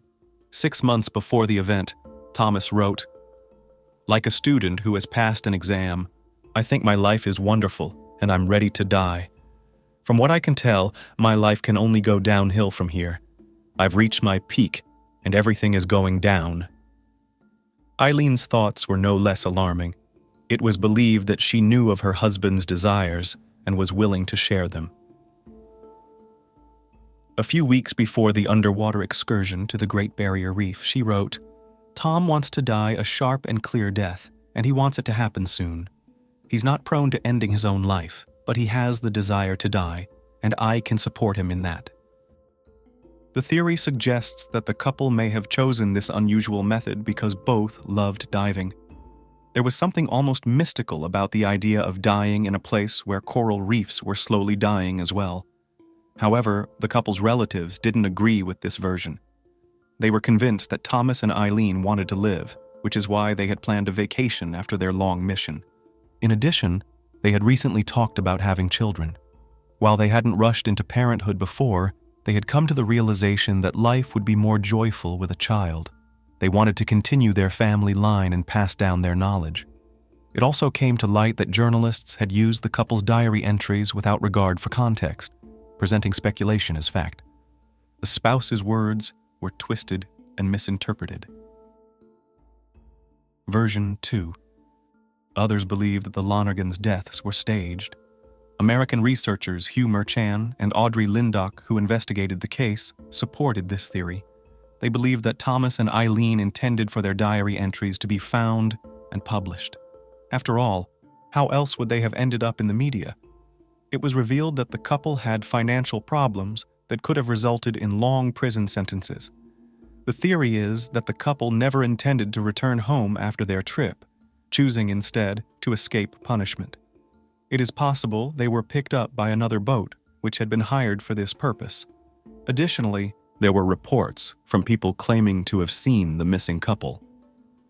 Given the story's notoriety, their faces were recognizable to many. Over the years, police received multiple reports from eyewitnesses who said they had seen the Lonergans alive and well. However, after investigation, these reports turned out to be false. Some were not taken seriously at all. It was also established that since their disappearance, the couple's bank accounts had remained untouched, despite containing substantial sums of money. Sad conclusion. Officially, Thomas and Eileen are still considered missing. Their story served as the basis for the film Open Water, made in 2003 by a married couple who spent about $120,000 bringing the real-life events to the screen. The film helps viewers understand what the couple may have felt in such a dire situation. Each viewer can put themselves in their shoes and feel the helplessness that a person experiences when faced with the elements and predatory animals. The film touches on human negligence in many ways. Even in the final scenes, when fishermen find a scuba camera inside a shark's stomach belonging to the couple, the focus is on their indifference. One of them says, "I wonder if this thing works." Yet no one questions how it got there or what happened to its owner. Just as the crew of The Outer Edge had been careless with their duties, failing to notice the couple's personal belongings left behind. If everyone had done their job properly, the tragedy could have been avoided. Despite the different theories, it's most likely that Thomas and Eileen met their end. They were doomed to a slow and agonizing death. The only positive outcome of this entire situation was the tightening of safety measures in diving operations and the mandatory name-by-name headcount of divers on boats. Terrible consequences, a monstrous lesson. Harmful obsession. On May 2, 2009, in Wausau, Wisconsin, USA, a terrible crime took place. An 18-year-old girl named Brianna Marie Schneller was the victim. For the small town, such an event was shocking, particularly since the girl's death was the result of actions executed with unimaginable cruelty. However, more shocking than the crime itself was the motive behind it. Brianna had a vibrant personality, loved Mexican cuisine, music, and dancing, and she was fond of roller coasters. She was very diligent and performed well academically. She was the top student at Everest High School in Washington, said Craig and Lori Schneller, her parents. She had a trip planned to Tennessee that summer. The young lady was the only one in the state of Wisconsin who had made it through the qualifying rounds of a competition held by a renowned national non-profit organization for students in professional and technical fields, where she was to present her project. Brianna aspired to pursue higher education in restaurant management and dreamed of someday starting her own business in the food service industry. Therefore, she worked part-time at the El Mescal restaurant in Rib Mountain to earn money and gain the necessary experience and skills. Friends, colleagues, and even patrons described her as a kind and responsive person. She was just a month away from significant milestones in her life. She was about to graduate from school and marry her beloved 22-year-old Sebastian Ramirez. Initially, her parents objected to their relationship and the age difference. In their view, their daughter had matured too quickly. However, after getting to know the young man better, they trusted him. It was evident that he genuinely loved Brianna and had serious intentions regarding their future together. The couple moved in together, renting an apartment on 12th Avenue in Wausau along with Sebastian's 19-year-old brother, Hugo. Outwardly, it seemed that the trio got along well and lived peacefully. Many envied their friendship. The brothers supported Brianna's interests, as they also worked at a restaurant called El Tequila Salsa in the same area. It is possible that one workday was when Sebastian and Brianna met each other. In any case, no one expected that a horrific tragedy could disrupt the plans and dreams of the two lovers. The morning of May 2nd, 2009 began as usual. Sebastian was the first to rise in the house. He didn't want to wake the girls sweetly sleeping beside him. It was a day off, and she didn't need to rush to school. While the young man was in the shower, Brianna woke up. They exchanged sweet greetings and discussed their plans for the day. Meanwhile, Sebastian tried to wake up Hugo, who had come home in the early morning and had clearly overdone it at a party the night before. After that, Sebastian left for work, which was only a 5-10-minute walk away. His younger brother followed soon after. The girl stayed home alone. She exchanged messages with her mother and then got on with her tasks. That day, Hugo felt restless. He had a headache from too much drinking and regretted overindulging. Struggling to focus, he decided to swap lunch breaks with a colleague, and at 1:20 p.m., he headed home to catch some sleep. When he entered the apartment, nothing seemed unusual at first. However, as he walked further, he noticed a disorder in his brother's and his girlfriend's room. For some reason, Brianna was lying on the floor. Hugo rushed to her and asked what happened, but she did not respond. He didn't immediately notice the blood. The young man moved the towel that had been covering her face and screamed. She was unrecognizably disfigured. He grabbed the phone to call the emergency services, but his hands were shaking and his mind was foggy. Nevertheless, he knew he had to act, and he ran to his neighbor's apartment a floor below. Through tears, young Ramirez tried to explain what had happened and asked the woman to call for help. At 1:30 p.m., the emergency services received a call. Despite it being a Saturday, the day was far from peaceful. Unfortunately, incidents often occur on days when people are supposed to relax. The woman on the other end of the line reported that she was calling on behalf of a neighbor. He had asked her to summon emergency medical services for his brother's girlfriend. The unfortunate woman lay on the floor with cuts on her body and a disfigured face, showing no signs of life. Police and paramedics were dispatched to the address immediately. The parking lot of the apartment building was crowded, but one individual stood out from the crowd and approached them. It was Hugo Ramirez. He led the officers to the apartment. The young man could barely speak, so he simply pointed out the shocking scene. At the center of it all lay Brianna, her body bearing deep wounds. Stab wounds were evident on her chest, neck, and wrist. The officers asked the young man to leave the room while forensic specialists began their examination. One speculated that the victim had been lying there for some time, as the blood scattered everywhere had already started to dry. It was clear she had fought back, as evidenced by the defensive cuts on her arms. However, the assailant had overpowered her. The crime scene was rife with evidence. The first thing the forensic team noticed was a bloody iron lying on the floor, broken with some pieces scattered nearby. It appeared that the criminal had used it to strike her face. 2 knives lay in the bathroom sink, one missing its sharp tip. Blood was found on the soap, leading investigators to speculate that the criminal had used it to wash their hands. But the bloodied shoe print left on the carpet drew more attention. Overall, the examination of the dwelling revealed several curious details. There appeared to be no signs of forced entry, suggesting that the victim knew the wrongdoer or that he had some way of gaining entry to the apartment. Another notable detail was the scattered bills ranging from $1 to $20, amounting to a substantial sum. Hugo explained that these were tips they had accumulated at work, so much so that they were just placed anywhere. At first glance, nothing seemed to be missing from the apartment. Everything pointed to the fact that Brianna was the target of the attack, not robbery. This was confirmed by the broken knife tip found in her body. What kind of force was necessary to break a knife? Who could harbor such feelings towards a young woman? And most importantly, what could have been the cause of such unprecedented cruelty and aggression? Eager to shed light on the matter, law enforcement officers were keen to speak with the girl's relatives and close friends, especially as they needed to convey the dreadful news. In the police department's office, Craig and Laurie Schneller awaited news. They had heard that something terrible had occurred at the home where their daughter lived, but unfortunately, they had been unable to contact her.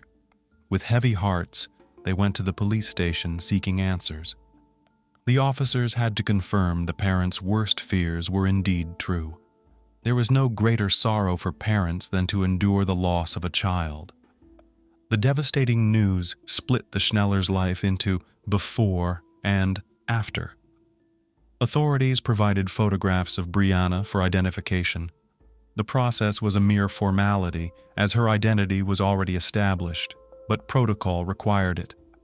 Due to the horrific injuries, not all photographs taken at the scene were shown to the family. Only those that showed part of her face were displayed. Once confirmed, the Schnellers could hardly believe what had happened. After consulting with a psychologist, Craig and Laurie were able to answer a series of questions. They were eager to assist the investigation and catch the person responsible, so they provided as much information about their daughter's life as possible. The parents insisted that she had no known enemies or ill-wishers, at least to their knowledge. It was also revealed that Brianna's mother was the last person she had communicated with. That morning, Laurie had taken Brianna's car to the auto repair shop and had messaged her daughter around 10 a.m. to inform her.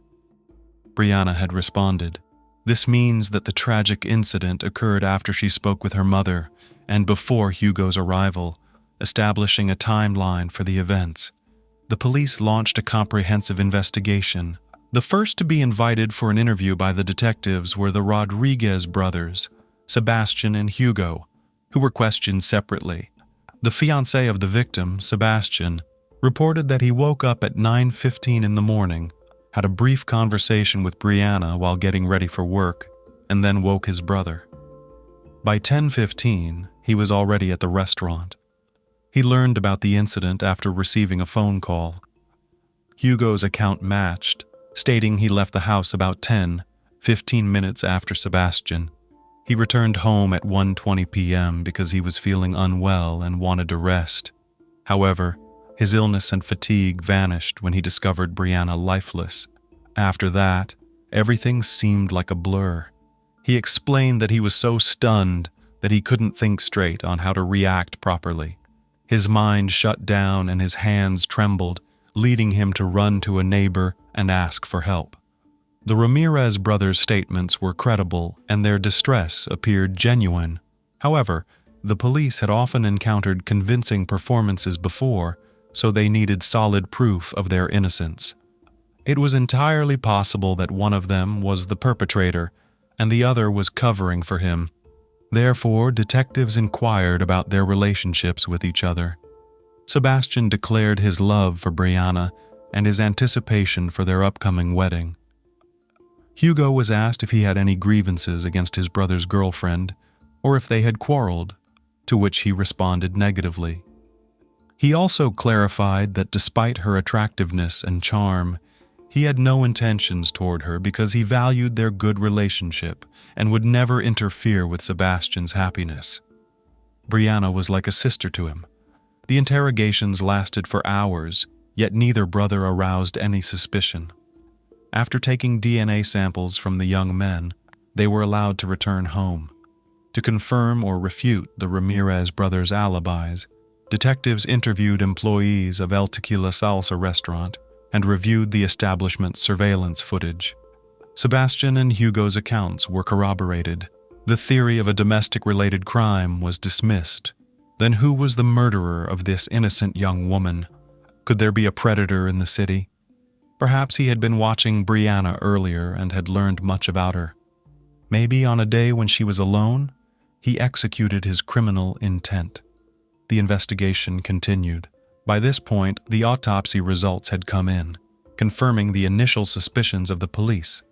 The sequence of the crime was reconstructed as follows. Brianna first sustained a blunt force injury to the head, likely with an iron. Then the perpetrator cut her throat, followed by multiple stab wounds to her body. The ferocity and relentlessness of the attack were evidenced by the number of wounds, which were so numerous that even experts couldn't tally them. At least 2 of these injuries were immediately fatal.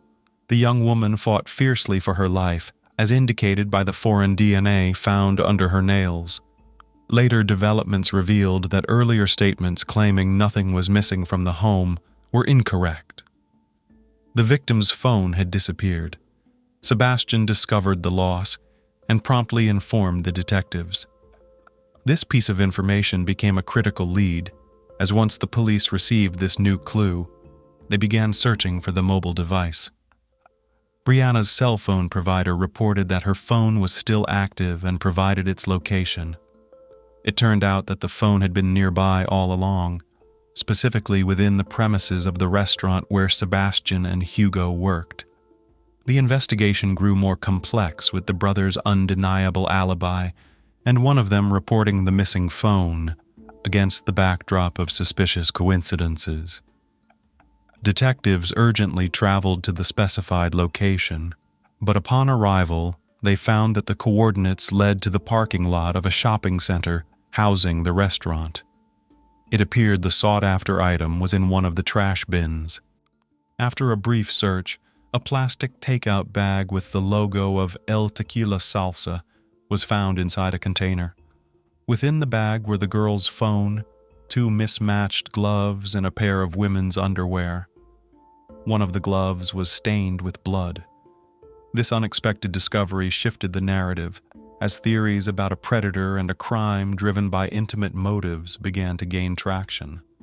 The bag and its contents were sent to the laboratory for further examination, potentially still holding fingerprints or DNA from the perpetrator. When shown a photo of the contents, Sebastian recognized his girlfriend's underwear. The investigation proceeded with numerous interrogations of the restaurant staff. On May 5th, everyone was asked to provide DNA samples and undergo examinations for any scratches or injuries. Additionally, both the external and internal surveillance footage of the building and neighboring establishments was thoroughly reviewed. The police had a considerable task ahead of them to determine who had disposed of the bag. Initially, a kitchen worker attracted attention because he was notably late for work, arriving when Brianna was already lifeless. However, the young man had an alibi. He had been stopped for speeding on his way to the restaurant. Nonetheless, reviewing the surveillance footage proved invaluable to the investigation. Another individual, the 24-year-old kitchen manager Raul Poncerocha, became a person of interest. On the day of the crime, he left the building at 10:18 a.m. wearing a brown hoodie and returned at 10:53 a.m. without it. During questioning, he was asked about his whereabouts and intentions. Raul explained that he had gone to pick up his friend Luciano, a dishwasher at the restaurant. Interestingly, Luciano lived in the same building as Brianna, Sebastian, and Hugo. When asked how long his errand took, he said about 20 minutes, but there was a problem with the timeline. What happened in the remaining 15 minutes? Raul refused to explain. Meanwhile, Luciano confirmed Raul's story, saying they did not stop anywhere on their way to work. However, the 15-minute discrepancy continued to trouble the detectives, and Raul's behavior raised questions. He had cuts on his hands, which he attributed to working with knives. Raul was clearly suspicious, but there wasn't enough evidence for his detention. By May 9th, it was established that on May 2nd, at 1:16 p.m., a single employee exited the back door of El Tequila Salsa, and at the same time, only one person approached the trash bins. Identifying the suspect took little time. When his name was announced, the investigative team was not surprised. It was not Sebastian or Hugo Ramirez, as initially thought.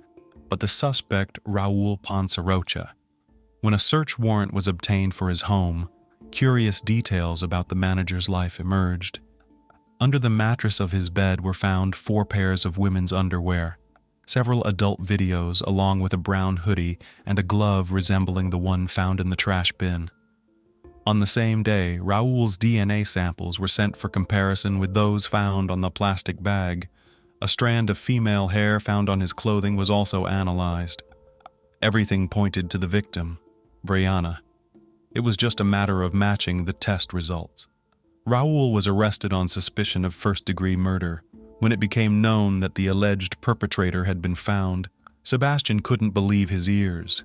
He never thought his colleague capable of such cruelty. The main question that troubled him was, why did he do it? They hardly knew Brianna and had only seen her in passing. Raul had always seemed like a kind and cheerful guy, someone who wouldn't hurt a fly. But the answer was found. The trial of Raul Poncerocha took place in 2011. Despite the lengthy investigation, Poncerocha never admitted guilt and consistently denied any involvement in the crime. However, the prosecution presented compelling evidence. The defendant's DNA was found on all key pieces of evidence: the iron, the knives, the plastic bag and its contents, and under Brianna's fingernails. Additionally, a shoe print found on the carpet at the crime scene matched the size and pattern of the suspect's shoes. The investigation painted a clear picture of the events. On May 2, 2009, Raul arrived at work at 9 a.m. En route to the restaurant, he passed the victim's house, a place that had long piqued his interest. Not seeing her car, he assumed she was out and saw it as an opportune moment to enter her apartment and take what he desired. The accused had a peculiar habit of collecting women's underwear, the evidence of which was found under his mattress. After the Rodriguez brothers arrived at work, Raul left the restaurant under the guise of picking up Luciano. Instead of signaling his friend immediately upon arrival, he entered the victim's apartment. He easily unlocked the door and entered. It appears he went into Brianna's room and began rummaging through her belongings. He was likely caught off guard at that moment. Otherwise, he could have excused his unexpected presence by claiming he was looking for one of the brothers and that the door had been open. Realizing the absurdity of the situation and fearing recognition, he struck her with the first object he could find, an iron. He then slashed her throat with a knife, followed by inflicting multiple injuries. The investigation concluded that the process of taking her life seemed to gratify him, as evidenced by the excessive number of wounds inflicted on the poor victim. It also noted that Raul used multiple knives during the attack. Afterwards, the culprit tried to cover his tracks by washing his hands and removing his jacket, as he still had to meet Luciano and drive him to the restaurant. He then resumed work as if nothing had happened, which was captured on the kitchen's video recordings.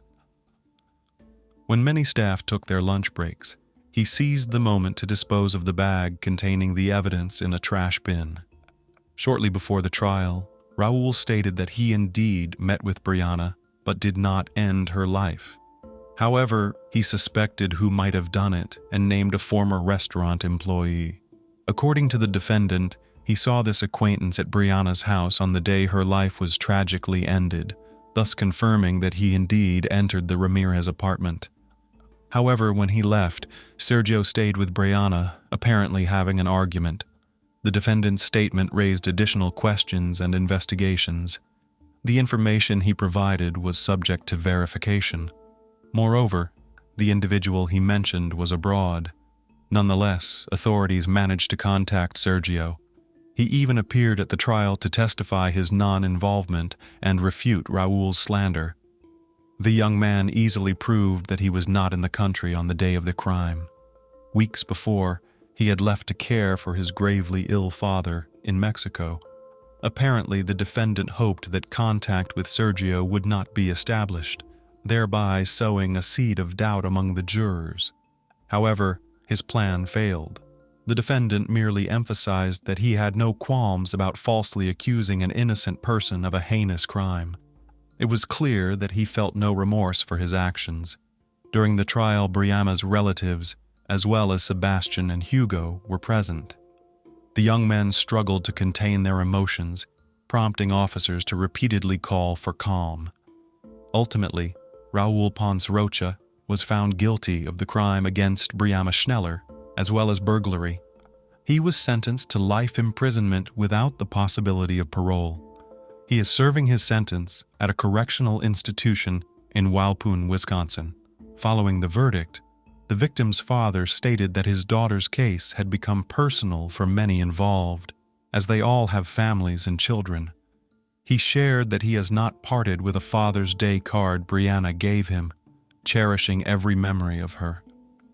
Craig Schneller confessed that Brianna's death broke his heart, and he lost faith. No information about Sebastian Ramirez is available.